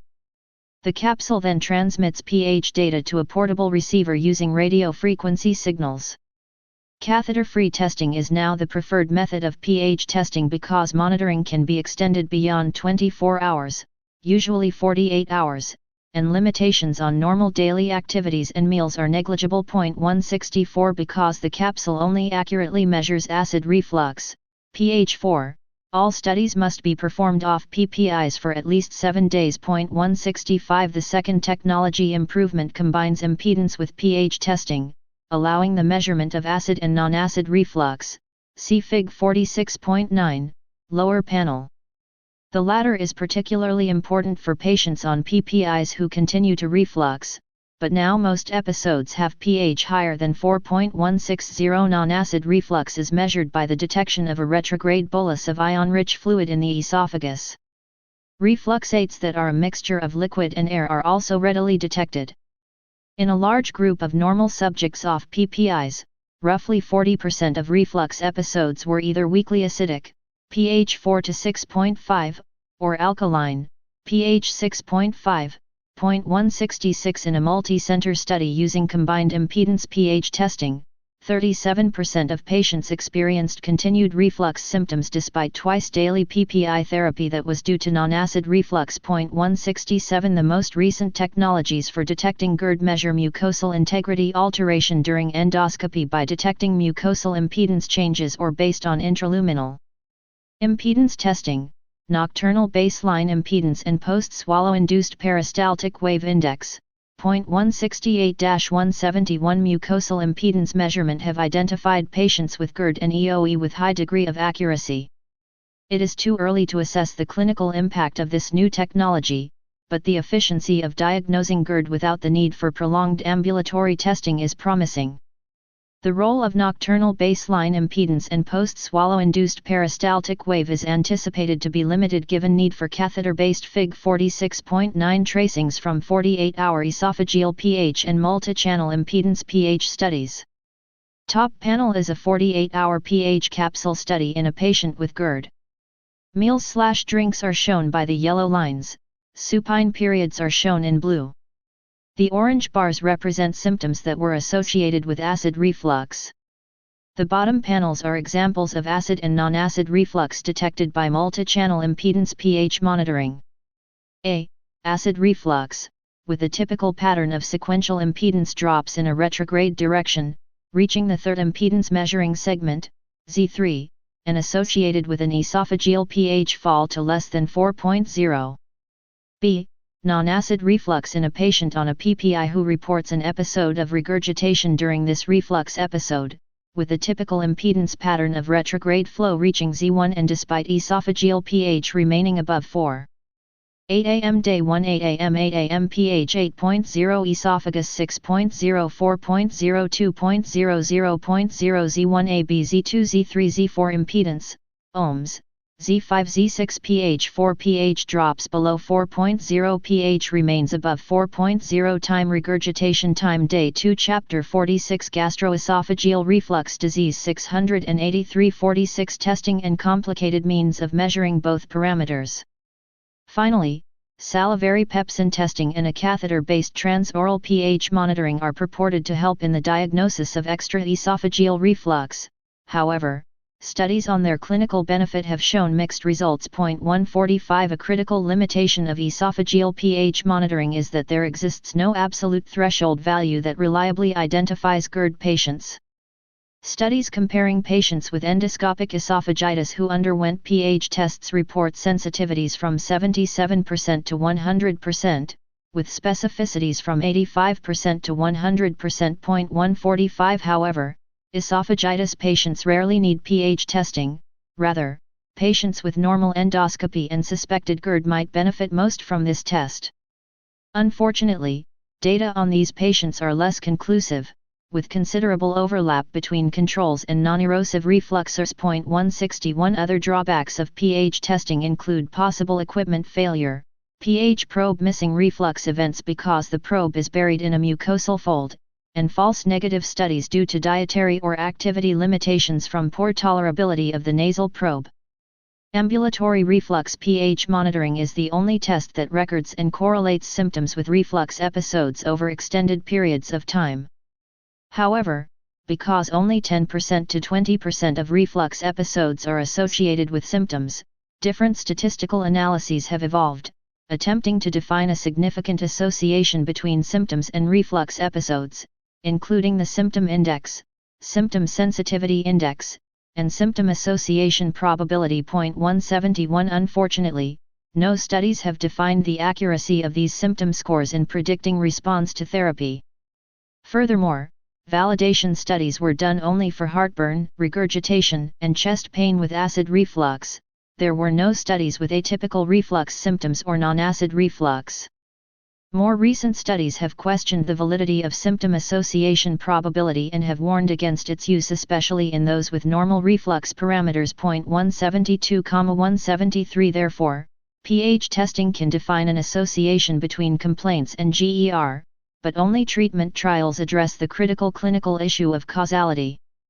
Clinical indications for ambulatory reflux monitoring are established. 145. Before fundoplication, pH testing should be done in patients with normal endoscopy to ensure the presence of pathologic acid reflux.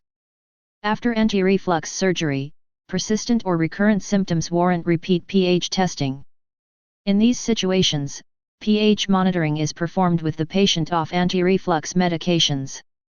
Esophageal reflux testing is particularly helpful in evaluating patients with GERD-like symptoms who are resistant to treatment and who have normal or equivocal endoscopic findings. However, here there is controversy whether this should be done on or off PPIs. 162. For this indication, impedance pH testing can be done on PPI therapy to define two populations, those with and those without continued abnormal acid or non-acid exposure times. The group with persistent GER needs intensified medical therapy, whereas patients with symptoms and good reflux control have another etiology for their complaints. The off-PPI approach is gaining popularity because 50% to 60% of patients with poorly responding symptoms and normal endoscopy do not have GERD. A negative pH test off therapy is useful because it directs the diagnostic workup toward other causes and enables cessation of unnecessary PPI therapy. However, a recent STUDY 174 found that more than 42% of patients with negative tests for acid reflux still continued PPI therapy. Finally, ambulatory pH testing may help in defining patients with extraesophageal manifestations of GERD. However, its most important utility is in ruling out reflux as the cause for patients' persistent reflux. Initially, most of these studies were done off anti-reflux medications to confirm the coexistence of GERD. However, this does not guarantee symptom causality. Therefore, an approach is to first treat aggressively with PPIs, reserving pH testing for those patients not responding after 4 to 12 weeks of therapy. 160 Barium esophagogram. The barium esophagogram is an inexpensive, readily available, and non-invasive esophageal test. 175 It is most useful in demonstrating anatomic narrowing of the esophagus and assessing the presence and reducibility of a hiatal hernia. Schatzki's rings, webs, or minimally narrowed peptic strictures may only be seen with an esophagogram, being missed by endoscopy, which may not adequately distend the esophagus. Giving a 13 mm radiopaque pill or marshmallow along with the barium liquid can help to identify these subtle narrowings. The barium esophagogram allows good assessment of peristalsis and is helpful preoperatively in identifying a weak esophageal pump. The ability of barium esophagogram to detect esophagitis varies, with sensitivities of 79% to 100% for moderate to severe esophagitis, whereas mild esophagitis is usually missed. Barium testing also falls short when addressing the presence of Barrett's esophagus. The spontaneous reflux of barium into the proximal esophagus is very specific for reflux, but it is not sensitive. Provocative maneuvers, e.g., leg lifting, coughing, Valsalva, water siphon, can elicit stress reflux and improve the sensitivity of the barium esophagogram, but some argue that these maneuvers also decrease its specificity. 176 Esophageal manometry. As with reflux testing, the advent of multi-channel high-resolution manometry has revolutionized this esophageal function test. 177 With 32 to 36 pressure transducers spanning the entire esophagus, manometry can now accurately assess lay pressure and relaxation, as well as peristaltic activity, including contraction amplitude, duration, and velocity. However, esophageal manometry is generally not indicated in the evaluation of the uncomplicated GERD patient, because most have a normal resting lay pressure. Esophageal manometry to document adequate esophageal peristalsis and exclude variants of achalasia and scleroderma is traditionally recommended before anti-reflux surgery. 160 If the study identifies ineffective peristalsis, low amplitude or frequent failed peristalsis, or a peristalsis, then a complete fundoplication may be contraindicated.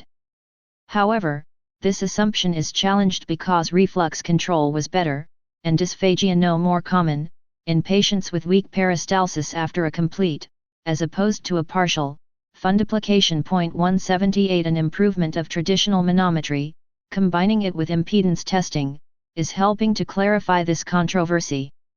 Using this technique, a study found that less than 50% of patients with ineffective peristalsis had a significant delay in esophageal bolus transit measured by impedance. 179 Therefore, potentially only these patients with a significant physiologic defect in motility will require a modified fundoplication. Clinical course The clinical course of GERD depends to a great extent on whether the patient has erosive or non-erosive disease. There is controversy as to whether GERD exists as a spectrum of disease severity or as a categorical disease in three distinct groups: erosive, non-erosive, and Barrett's esophagus. Patients tend not to cross over from one group to another, in follow-ups ranging from 6 months to longer than 22 years.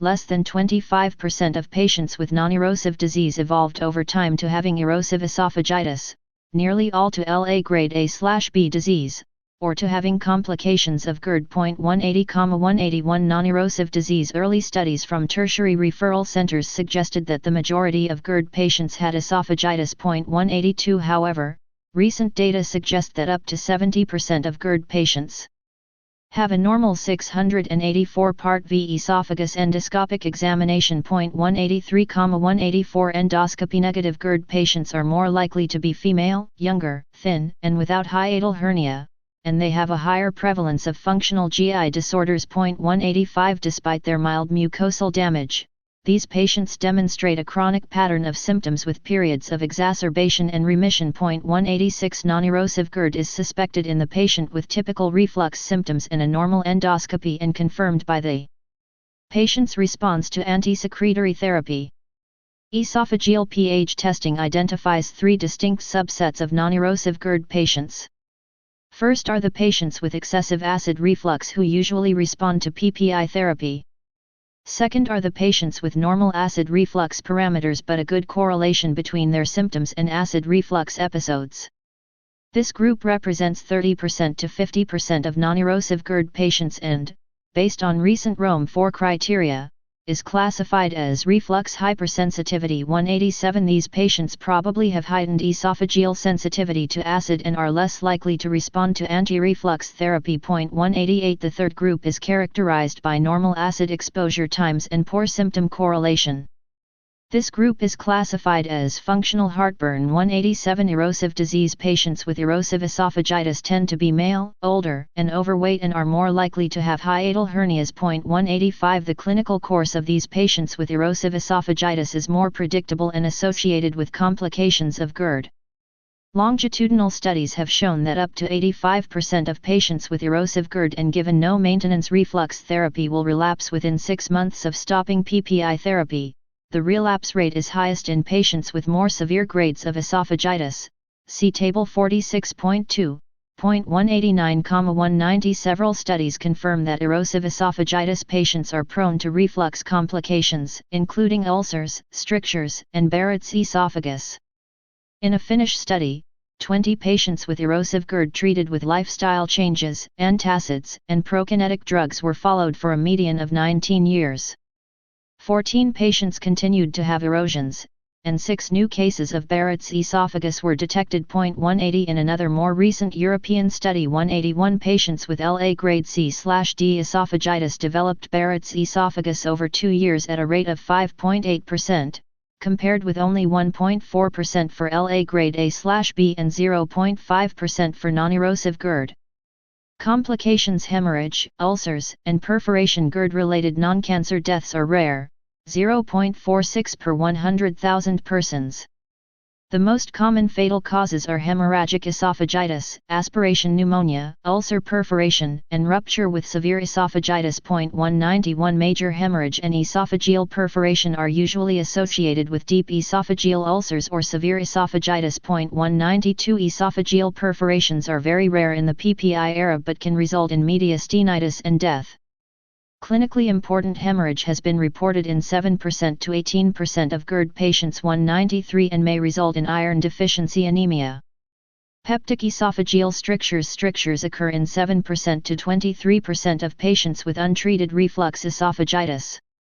They are commonly seen in older MEN 194 and linked to chronic NSAID use. 195. Stricture formation is complex, starting as reversible inflammation with edema, cellular infiltration, and vascular congestion, progressing to collagen deposition, and ending in irreversible fibrosis. As dysphagia progresses, heartburn often decreases, reflecting the stricture acting as a barrier to further reflux. Dysphagia is usually limited to solids. Unlike malignant strictures, patients with peptic strictures have a good appetite, alter their diet, and lose little weight. Peptic strictures are smooth-walled, tapered, circumferential narrowings in the lower esophagus, usually less than 1 cm long but occasionally extend to 8 cm, Fig 46.10. In these unusual cases, the clinician should suspect a predisposing condition, such as ZES, pill esophagitis, or prolonged NG intubation. 194. A mid to upper esophageal stricture should raise concern for Barrett's esophagus or malignancy. Although once controversial, today a Schatzki's ring is considered a form fruste of an early peptic stricture. 196. All stricture patients should undergo endoscopy to confirm the benign nature of the lesion and take biopsies to exclude EOE, cancer, and Barrett's esophagus. Barrett's esophagus. See Chapter 47. Fig 46.10. Classic peptic esophageal stricture demonstrated by barium esophagogram, A, and endoscopy, B. The film shows a large hiatal hernia, HH, common to all GERD strictures. The black arrow points to a short, thick fibrous stricture associated with multiple pseudodiverticula, white arrowheads. Although not seen on barium examination, the endoscopic view also demonstrates circumferential esophagitis, Los Angeles grade D. ABHH Chapter 46. Gastroesophageal reflux disease. 685. Treatment of uncomplicated disease. 46. The rationale for GERD therapy depends on a careful definition of specific aims. 197. In patients without esophagitis, the therapeutic goals are to relieve reflux symptoms and prevent frequent symptomatic relapses. In patients with esophagitis, the goals are to relieve symptoms and heal esophagitis while preventing further relapses and complications. Non-prescription therapies. Although GERD is common, many sufferers do not seek medical care, instead choosing to change their lifestyles and self-medicate with over-the-counter, OTC, antacid preparations. These observations have led to the iceberg model of the GERD population. The vast majority of heartburn sufferers are invisible because they self-medicate and do not seek professional help. Only those at the tip of the iceberg, typically patients with severe symptoms or reflux complications, are seen by physicians. 21. Lifestyle modifications. Selective lifestyle changes, carefully explained to the patient, should be part of the initial management plan and are especially helpful in those with mild, intermittent complaints. These include elevating the head of the bed, losing weight if overweight, restricting alcohol and smoking, making dietary changes, refraining from lying down after meals, and avoiding bedtime snacks. Physiologic studies show that these maneuvers enhance esophageal acid clearance, decrease acid reflux-related events, or ease heartburn symptoms. 198 Head of the bed elevation can be done by using 6 to 8 inch blocks or a foam wedge under the mattress to elevate the upper torso. Eating several hours before retiring and avoiding bedtime snacks keeps the stomach empty at night, thereby decreasing nocturnal reflux episodes. Losing weight aims to reduce the incidence of reflux by the abdominal stress mechanism. Targeted weight loss may be helpful, whereas discrete periods of weight gain can be associated with exacerbation of reflux symptoms. 199 Cessation of smoking and alcohol reduction is valuable because both agents lower lay pressure, reduce acid clearance, and impair intrinsic squamous epithelial protective functions. 21,73 Reducing meal size and avoiding fats, carminatives, and chocolate reduces reflux frequency by decreasing episodes of TLSRs, as well as lowering lay pressure. 21 In addition, some patients complain of heartburn after citrus drinks, spicy foods, tomato-based products, coffee, tea, or cola drinks. Stimulation of gastric acid secretion or esophageal sensitivity to low pH, or perhaps hyperosmolar solutions, may account for these symptoms. 200 However, indiscriminate food prohibition should be avoided but rather tailored to individual sensitivity to better promote compliance. Finally, patients should avoid, if possible, drugs that lower less pressure, see Table 46.1, or promote localized esophagitis, such as certain bisphosphonates, see Chapter 45. How good are the clinical studies assessing the efficacy of lifestyle changes? In an evidence-based review, 21 studies of smoking, alcohol, chocolate, fatty foods, and citrus products had sound physiologic data that their intake can adversely affect symptoms or promote reflux on esophageal pH tests. However, there was little convincing evidence that cessation of these products predictably improved reflux symptoms. Only elevation of the head of the bed, left lateral decubitus positioning, and weight loss were associated with GERD improvement in case-controlled studies. 21 Over-the-counter medications. These drugs are used in treating mild, infrequent heartburn symptoms triggered by lifestyle indiscretions. Antacids increase lay pressure but work primarily by buffering gastric acid, albeit for short periods. Heartburn symptoms are rapidly relieved, but patients may need to take antacids frequently, usually 1 to 3 hours after meals. Gaviscon, containing alginic acid and antacids, mixes with saliva to form a highly viscous solution that floats on the gastric pool, acting as a mechanical barrier.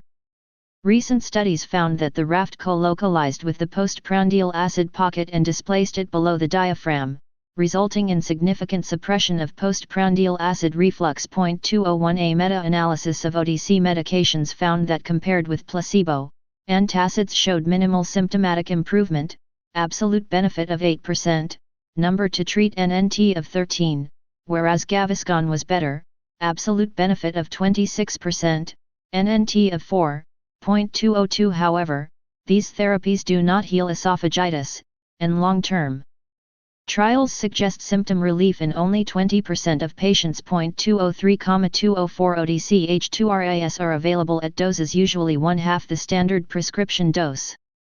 Although onset of relief is not as rapid as with antacids, the OTC H2RAS relieves symptoms for 6 to 10 hours.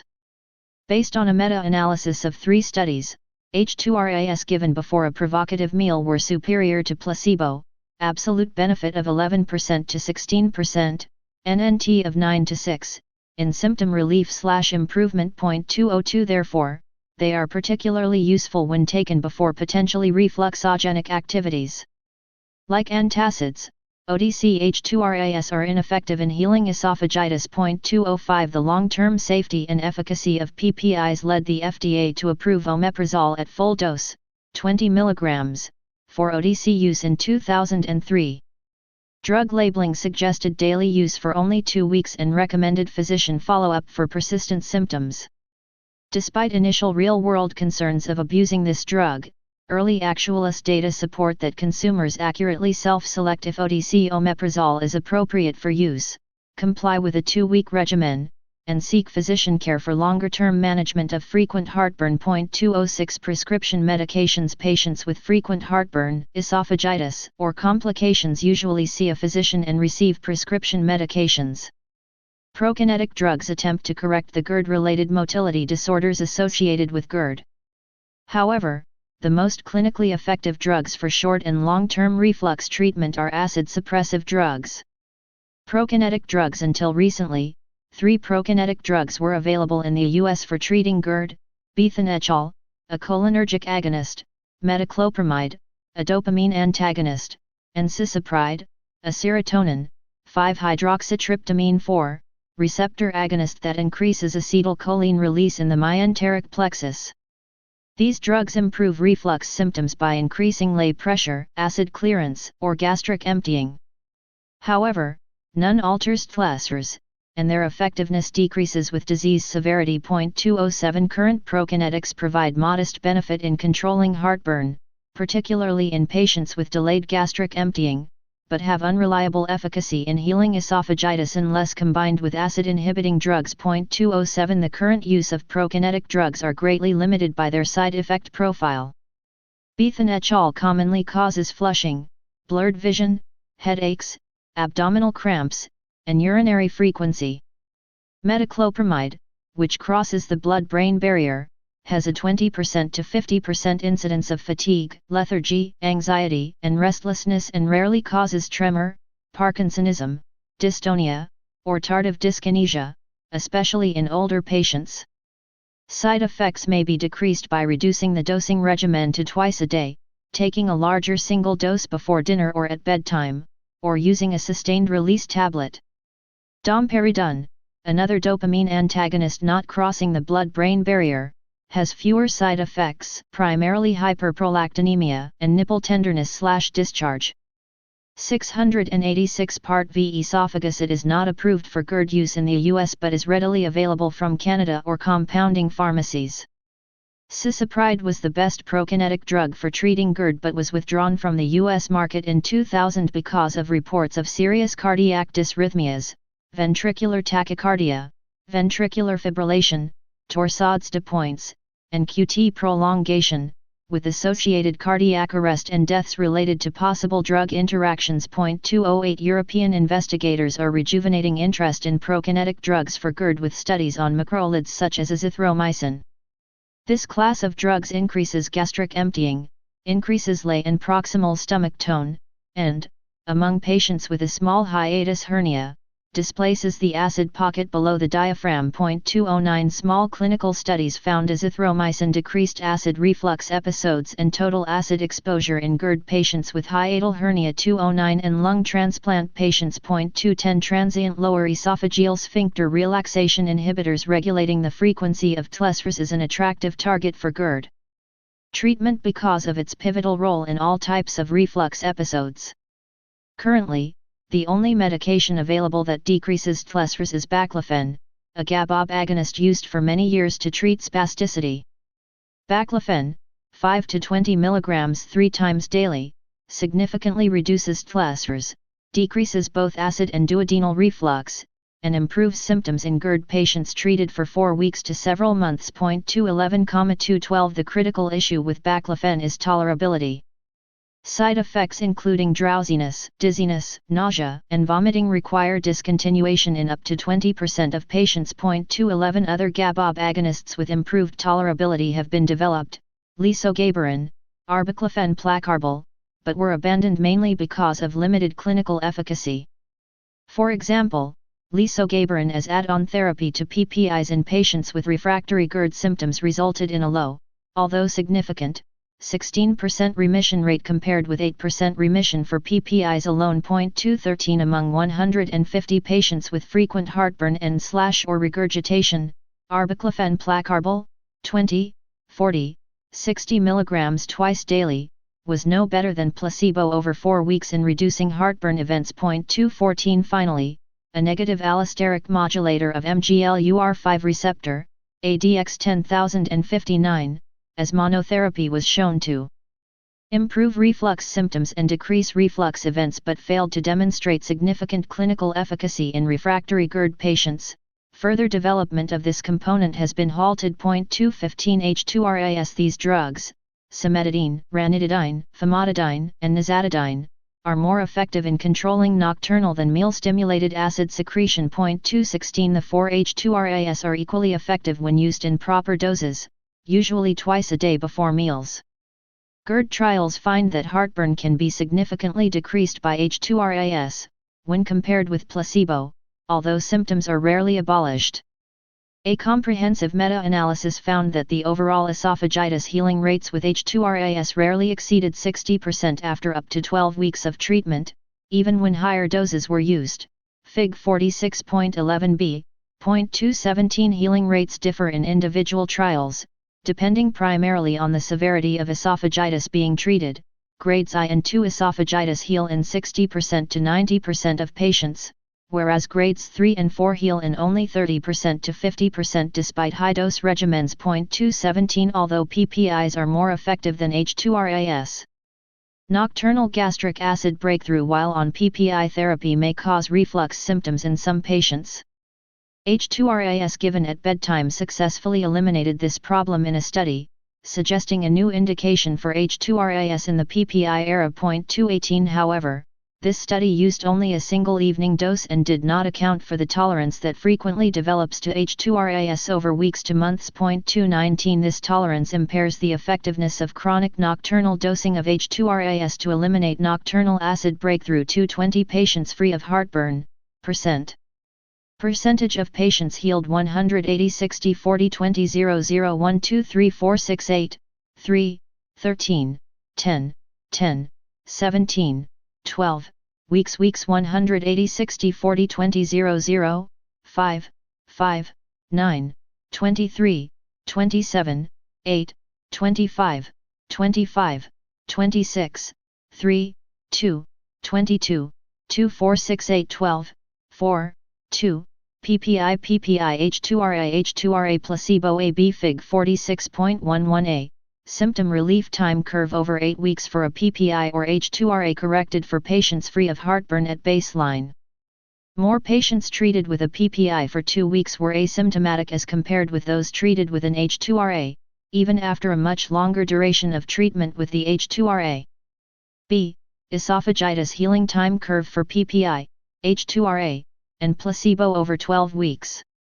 Treatment with a PPI for 4 weeks healed esophagitis in more patients than in the other two groups over 12 weeks, implying a substantial therapeutic gain.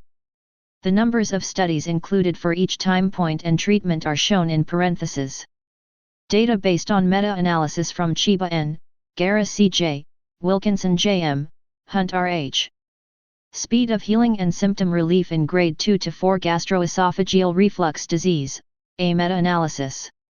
Gastroenterology 1997, 112:1798-810. Chapter 46 Gastroesophageal reflux disease 687-46 but suggests a useful role in as-needed medications in situations in which lifestyle indiscretions may promote nocturnal complaints. The H2RAS are very safe, with a side effect rate of about 4%, most of which are minor and reversible. 216 Serum concentrations of phenytoin, procainamide, theophylline, and warfarin are higher after the administration of cimetidine and, to a lesser degree, ranitidine, whereas these interactions are not reported with the other two H2RAS. H2RAS do not inhibit the antiplatelet effect of clopidogrel. PPIs inhibit meal-stimulated and nocturnal acid secretion to a significantly greater degree than H2RAS 221 but rarely render patients achlorhydric.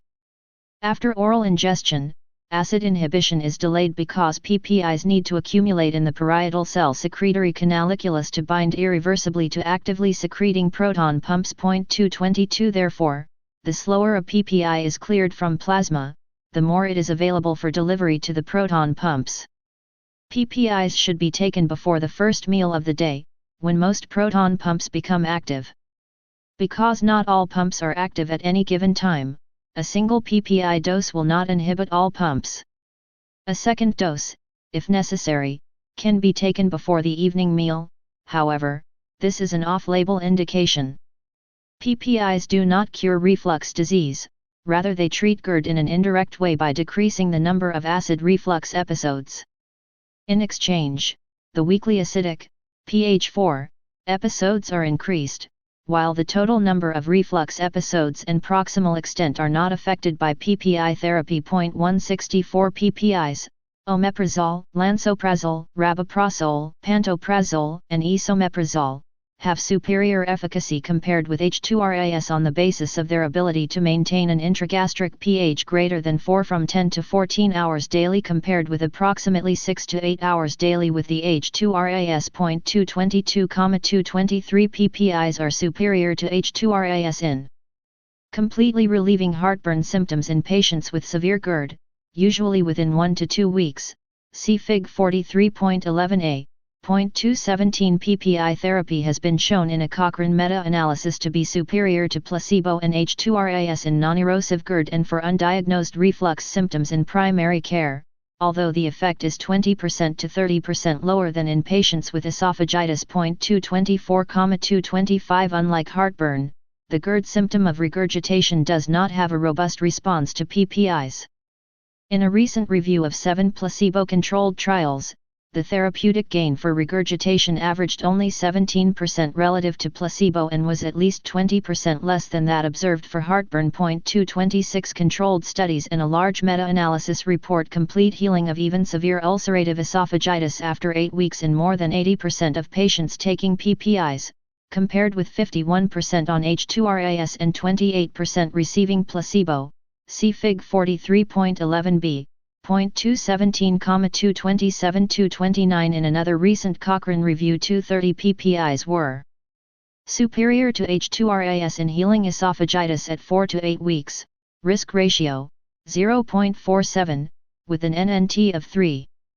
In patients not healing initially, prolonged therapy with the same dose or an increased PPI dose usually resulted in 100% healing. 231 Until recently, therapeutic efficacy among PPIs was similar.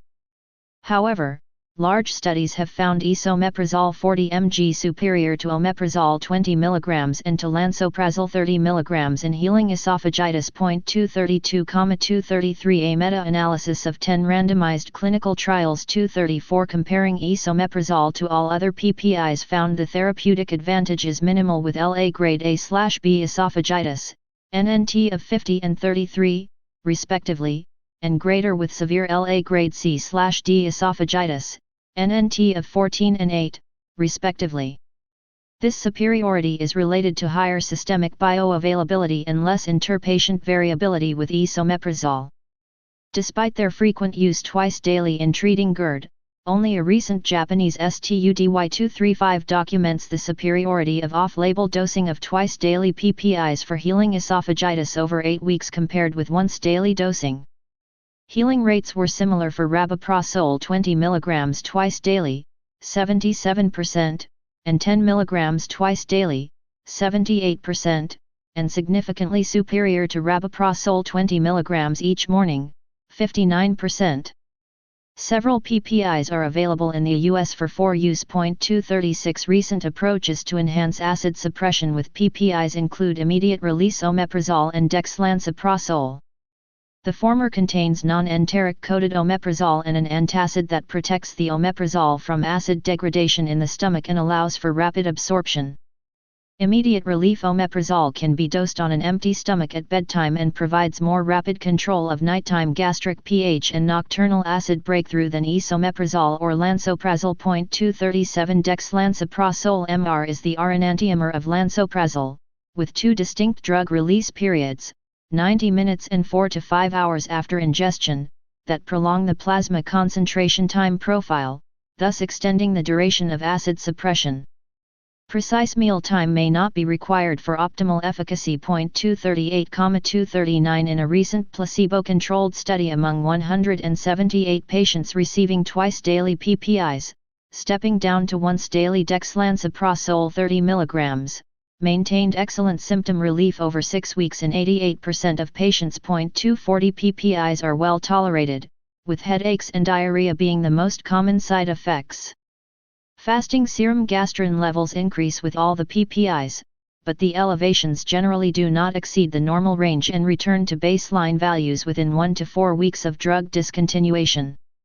Omeprazole decreases the clearance of diazepam, warfarin, and clopidogrel owing to competition for the cytochrome P450 isoenzyme P2C19.241. Maintenance therapies. GERD may be a chronic relapsing disease, especially in patients with low lay pressure, severe grades of esophagitis, and difficult to manage symptoms. 204 After esophagitis is healed, recurrence within 6 months of stopping medication occurs in more than 80% of patients with severe esophagitis and in 15% to 30% of those with milder esophagitis. 189,242 Cochrane reviews have identified the superiority of PPIs over H2RAS in maintaining the remission of esophagitis over 6 to 12 months. 243 Among 10 randomized trials, the relapse rate for esophagitis was 22% on PPIs versus 58% with H2RAS, NNT of 2.5. The FDA has approved all the PPIs, sometimes at 1/2 the acute dose, for maintenance therapy, but only ranitidine 150 mg twice a day. Among the H2RAS has maintenance indications for mild esophagitis. Many clinicians now place their patients with severe disease, daily symptoms, severe esophagitis, or complications, on chronic PPI therapy indefinitely. The efficacy of this approach is supported by open, compassionate use data, primarily from the Netherlands and Australia. 244 In a study of 230 patients with severe esophagitis healed with 40 mg omeprazole, all subjects remained in remission for up to 11 years on maintenance omeprazole. More than 60% were maintained on omeprazole 20 mg a day, whereas higher doses of 60 mg or more were necessary in only 12% of patients, confirming a lack of tolerance to PPIs. Relapses were rare, 1 per 9.4 years of follow-up, strictures did not occur, and Barrett's esophagus did not progress. Although PPIs offer the best symptom relief and esophagitis healing, many patients do well long-term on lower dose treatments after having their complaints initially alleviated with PPIs. Using this step-down approach, a Veterans Affairs study reported that 58% of 71 patients on chronic PPIs could be switched to H2RAS or prokinetics or taken off medication completely. 245 Younger age and severe heartburn symptoms predicted a PPI requirement. Overall, this approach saved money for the healthcare system.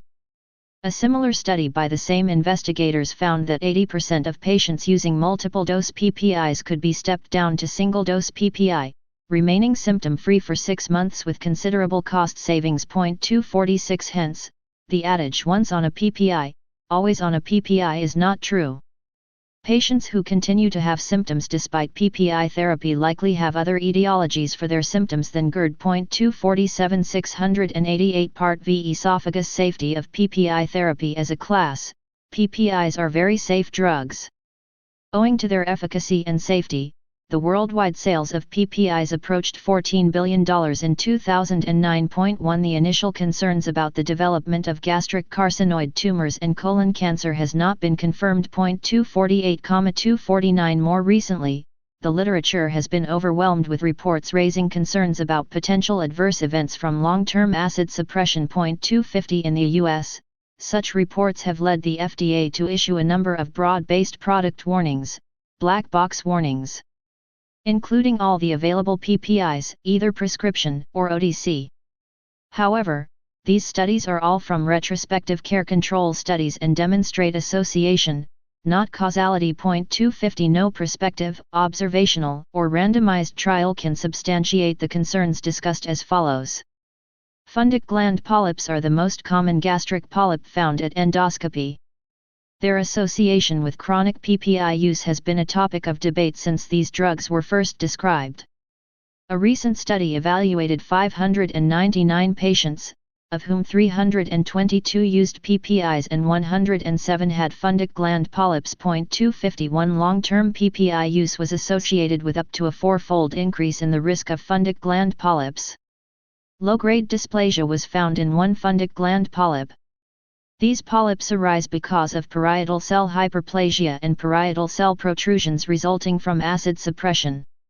Recent studies confirm that chronic acid suppression may be associated with an increased risk of community-acquired pneumonias and enteric infections.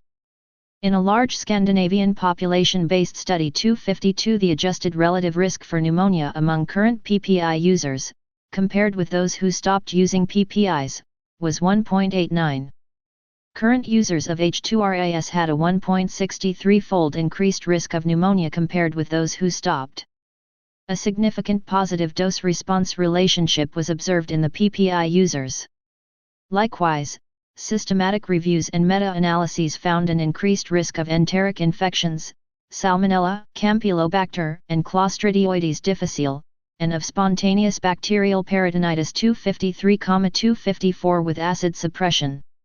The relationship with community and hospital-acquired C. difficile interaction is particularly alarming, with PPI use beginning to approach antibiotics as a risk factor for this infection. Chronic use of PPIs is purported to affect the absorption of calcium, vitamin B12, magnesium, and iron. A nested case-controlled study from the United Kingdom among 13,556 patients found that the risk of hip fractures increased with chronic PPI use over 1 year, adjusted odds ratio, 1.44, especially patients receiving high-dose PPIs, adjusted odds ratio, 2.65. A smaller but still significant risk was observed in chronic H2RA users. 255. A large Canadian study 256 reached similar conclusions but found the risk for hip fractures became apparent only after 5 years of treatment, adjusted odds ratio, 1.62, and after 7 years for all osteoporotic fractures, adjusted odds ratio, 1.92. However, more recent cross-sectional, longitudinal, and prospective studies, even done by the same Canadian Centre 257, do not support these earlier observations, suggesting issues of undetected biases and future need for randomized studies to address this issue. 250,258 It has been suggested that if PPIs cause osteoporosis, they may interfere with insoluble calcium absorption or possibly inhibit the osteoclastic proton transport system, potentially reducing bone resorption. PPIs could retard the absorption of vitamin B12 by decreasing gastric acidity, reducing the release of cobalamin from dietary protein, or by promoting SIBO, thereby increasing luminal cobalamin consumption.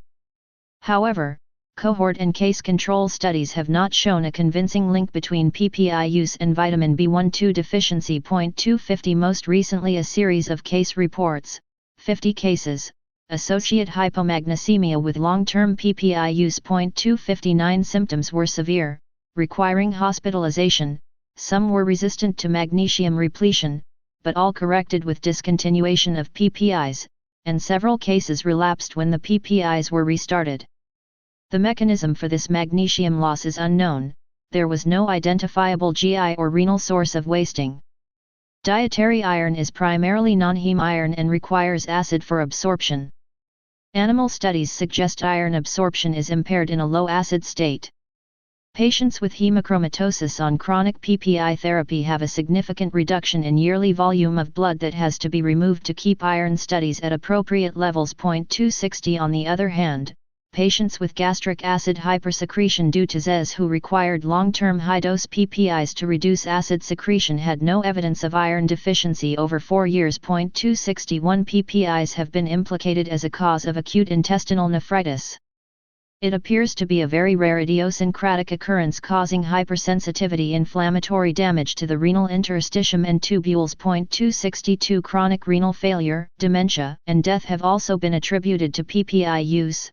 However, the overwhelming concern about such associations are potential for confounding. 250 In 2009, the FDA issued a warning regarding the potential for increased adverse cardiovascular events in patients using PPIs and clopidogrel, especially omeprazole, lansoprazole, and esomeprazole.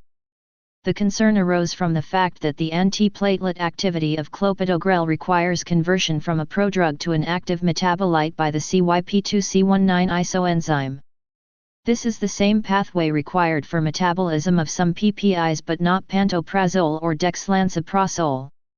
However, the data currently do not conclusively show a clinically significant drug-drug interaction. A recent meta-analysis, 27 studies, 263 that focused on primary outcomes, myocardial infarction, stroke, stent occlusion, or death, and secondary outcomes, rehospitalization for cardiac events or revascularization procedures, found no consistent adverse interaction between PPIs and clopidogrel. The only large randomized trial demonstrated a significant reduction of GI bleeding events with combination clopidogrel-omeprazole therapy versus clopidogrel alone, hazard ratio, 0.34, with no significant cardiovascular morbidity, hazard ratio, 0.99. 264. These ever-increasing reports of possible PPI interactions can be alarming to the public. Although the current data are relatively weak, they increase the obligation of all physicians to prescribe PPIs only for appropriate indications, to minimize the use of twice-daily PPIs when once-daily therapy will suffice, and to be vigilant about long-term continuous use of PPIs, substituting on-demand therapy for patients with symptomatic uncomplicated GERD. However, it is also important to recognize that most such associations are weak and do not suggest a causal link. 250 Surgical therapy. Only surgical fundoplication corrects the physiologic factors contributing to GERD and potentially eliminates the need for long-term medications. Anti-reflux surgery reduces acid and non-acid GER by increasing basal lay pressure, decreasing plessures, and inhibiting complete lay relaxation. 265 This is done by reducing the hiatal hernia into the abdomen, reconstructing the diaphragmatic hiatus, and reinforcing the LES. The two most popular procedures, performed laparoscopic through the abdomen, are the Nissen 360-degree fundoplication and the Toupet partial fundoplication, Fig 46.12. 265 The former is a superior operation with better long-term durability, but it causes more postoperative dysphagia and gas bloat symptoms. 266 The typical hospital stay is 1 to 2 days, and many patients return to normal activity in 2 weeks. Patients with more severe disease and a short esophagus, suggested by a large non-reducible hiatus hernia, tight stricture, or long segment Barrett's esophagus, will require a collis lengthening procedure to create a 3 to 5 cm neoesophagus, allowing the fundoplication to be placed in the abdomen under minimal tension. 267 Since the advent of the laparoscopic operation, the numbers of anti-reflux operations performed in the USA nearly tripled from Chapter 46 Gastroesophageal reflux disease. 689 46 11,000 per year in 1985, open surgery, to a peak of nearly 32,000 in 1999, but leveled off at around 20,000 cases per year in 2006 and is continuing to gradually fall. 268,269 In a systematic review that identified 6 randomized controlled trials involving 449 patients that compared open and laparoscopic fundoplication. 266 There was no significant difference in recurrence rates between the procedures, and laparoscopic fundoplication was associated with lower operative morbidity, NNT of 8, and shorter hospital stay. In the PPI era, symptom resolution on treatment helps predict the success of anti-reflux surgery for classic and atypical symptoms. 270 Anti-reflux surgery is a reasonable option in 1. Healthy patients with typical or atypical GERD symptoms well controlled on PPIs, desiring alternative therapy because of drug expense, poor medication compliance, or fear of possible long-term side effects. 2. Patients with volume regurgitation and aspiration symptoms not controlled on PPIs, and 3. Recurrent peptic strictures in younger patients. 266 Patients recalcitrant to PPI therapy may well have another etiology for their complaints, e.g., pill esophagitis, gastroparesis, achalasia, functional heartburn, and should be approached cautiously with surgery, especially those with extraesophageal complaints alone. 271 Testing must be done before anti-reflux surgery.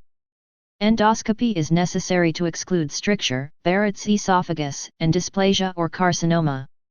A barium esophagogram helps define a non-reducible hiatal hernia, a shortened esophagus, and poor esophageal motility. Esophageal manometry combined with impedance will identify a weak esophageal pump and previously misdiagnosed achalasia or scleroderma.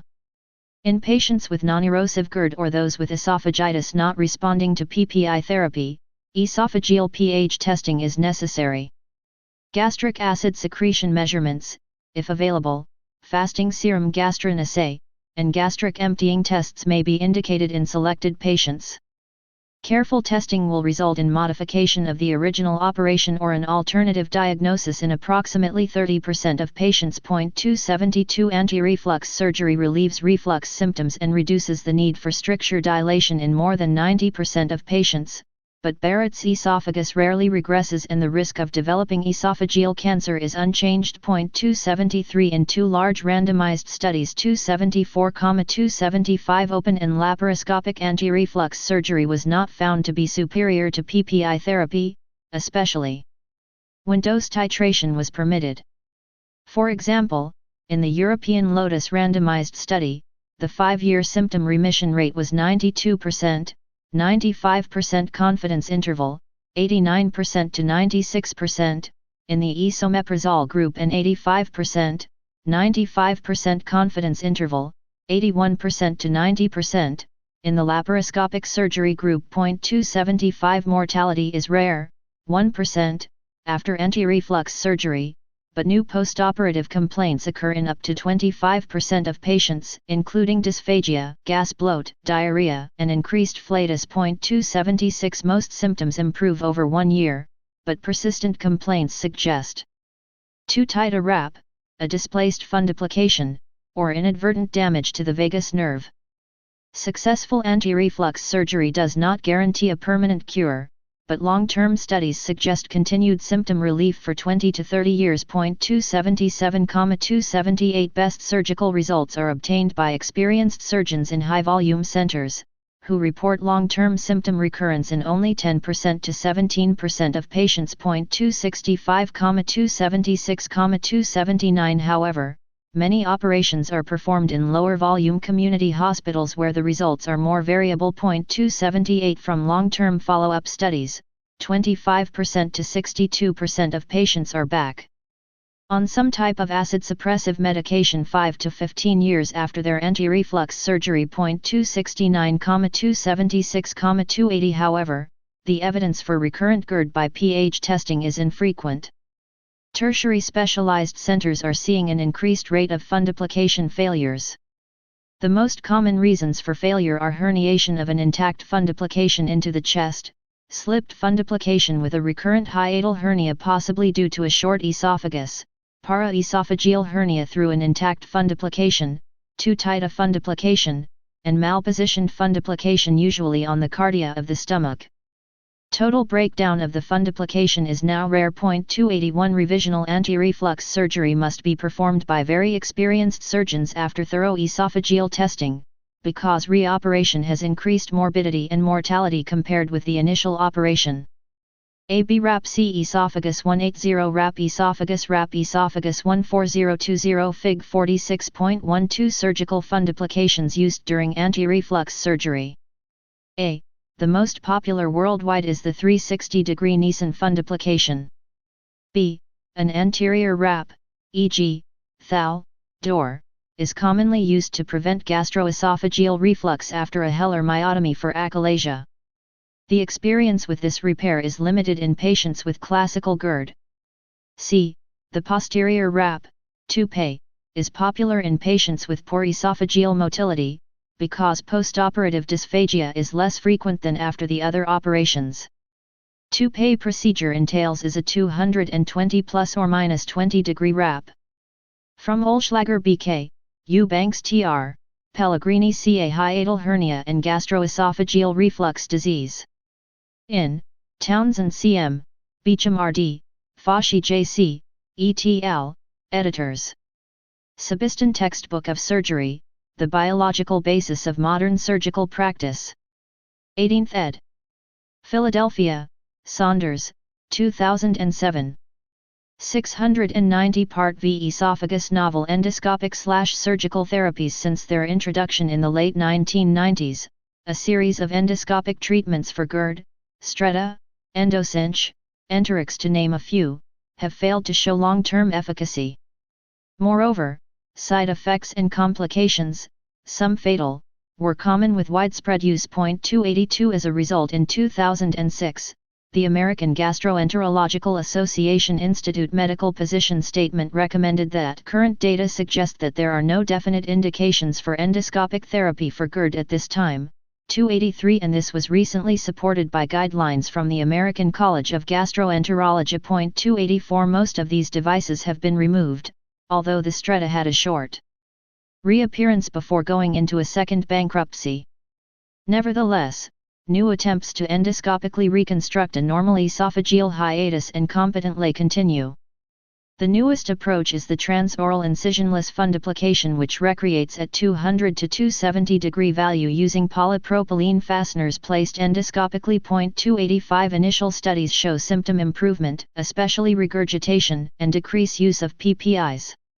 However, over time the fasteners tend to dislodge, with a systematic review reporting GERD symptom recurrence in 60% of patients with a similar rate back on PPIs, although usually a lower dose than before treatment. 286 Several novel surgical innovations, not altering the anatomy of the cardia, can potentially relieve reflux symptoms with minimal to no side effects. The first is the magnetic sphincter, which is a necklace of titanium beads with magnetic cores placed around the cardia, with minimal dissection of the hiatus. When the esophagus is at rest, the magnetic force augments the less sufficiently to prevent reflux, yet is weak enough to allow peristalsis with swallowing to open the device. In a 3-year prospective study of 100 patients with GERD, 287 64% normalized their acid reflux values, 93% reduced their PPI use by 50%, and 92% had significant improvement in quality of life. Dysphagia was frequent, occurring in 68% of patients postoperatively, 11% at 1 year, and 4% at 3 years. 6 patients had the device removed, 3 because of severe dysphagia. This long-term efficacy has been maintained for up to 5 years with only 15% back on PPIs. 288 Device erosion into the esophagus or stomach is now being reported but seems to be rare. The second surgical innovation is the use of electrical stimulation to the LES to improve lay pressure without interfering with lay relaxation. 289 This procedure can be done laparoscopic by placing bipolar stitch electrodes in the muscularis propria of the LES, connected to an implantable pulse generation in a subcutaneous pocket on the anterior abdomen. A study from CHILE 290 in 24 patients with GERD and small hiatal hernias, 2 cm, reported that over 6 months, electrical stimulation improved symptom scores by 75%, 91% of patients were off PPIs, and the median time that the esophageal pH was below 4 over a 24-hour period improved from 10.1% at baseline to 5.1% at 6 months. No patients complained of dysphagia, gas bloat, or inability to belch. An FDA randomized study with 1-year follow-up is ongoing in the US. The potential for these new treatments is exciting, but so as not to repeat the fiasco of the era of endoscopic treatments for GERD, carefully randomized studies with follow-up for at least 5 years and meticulous monitoring of the community experience with these devices will be required. Furthermore, to date, none of the new devices have been compared in randomized studies with the gold standard, Nissen fundoplication. For these reasons, many private insurers have been slow to adopt reimbursement guidelines on these new operations. 285 Treatment of peptic esophageal strictures. Dysphagia in patients with esophageal strictures and rings is related to stricture diameter and severity of esophagitis. 291 When the esophageal lumen diameter is less than 13 mm, dysphagia is common and esophageal dilation is required. Simple short strictures can be dilated by blind peroral passage of rubber Hurst, rounded ends, or Maloney, tapered ends, mercury-filled dilators of increasing sizes, 16 to 60 fr, 3 fr equals 1 mm. Complicated longer, tighter, or more irregular strictures will require bouginage over a guide wire using hollow-centered, Savary, plastic-covered polyvinyl dilators or balloon, Gruenzig, Dilators. 292 The extensive use of PPIs has markedly impacted our treatment of peptic strictures and esophageal rings. PPIs are superior to H2RAS in relieving symptoms of heartburn and dysphagia experienced by stricture patients, while reducing the frequency of repeat dilations and the cost for treating these patients. 293 Several studies in community and veterans hospitals note an approximate 33% decline in the incidence of recurrent strictures. The timeline for this decrease parallels the marked increase in PPI use since 1995. 294 Another randomized study convincingly showed that in patients with symptomatic Schatzki's rings, maintenance PPI therapy after bouginage markedly decreases future relapses of the rings. 196 More recalcitrant strictures not responding to PPIs and dilation therapy may require intralesional injections of steroids or self-expanding plastic stents. 295 Intralesional steroids impede collagen deposition and enhance its breakdown, and this therapy potentially reduces scar formation. The usual dose is 40 mg/ml diluted 1:1 with saline and injected in 0.5 ml aliquots in all four quadrants in the most stenotic portion of the stricture. 296 Self-expanding plastic stents are removable and have higher expansive force than metal stents, thereby decreasing migration. In patients failing other therapies, and prior to surgical intervention, large series show 100% success in proper placement and 80% short-term relief. 297 Stents are usually removed after 3 months. Stent migration, occurring in 1% of patients, is the most common complication. For selected patients, esophageal self-dilation may be an alternative, avoiding surgery and markedly decreasing healthcare utilization. 298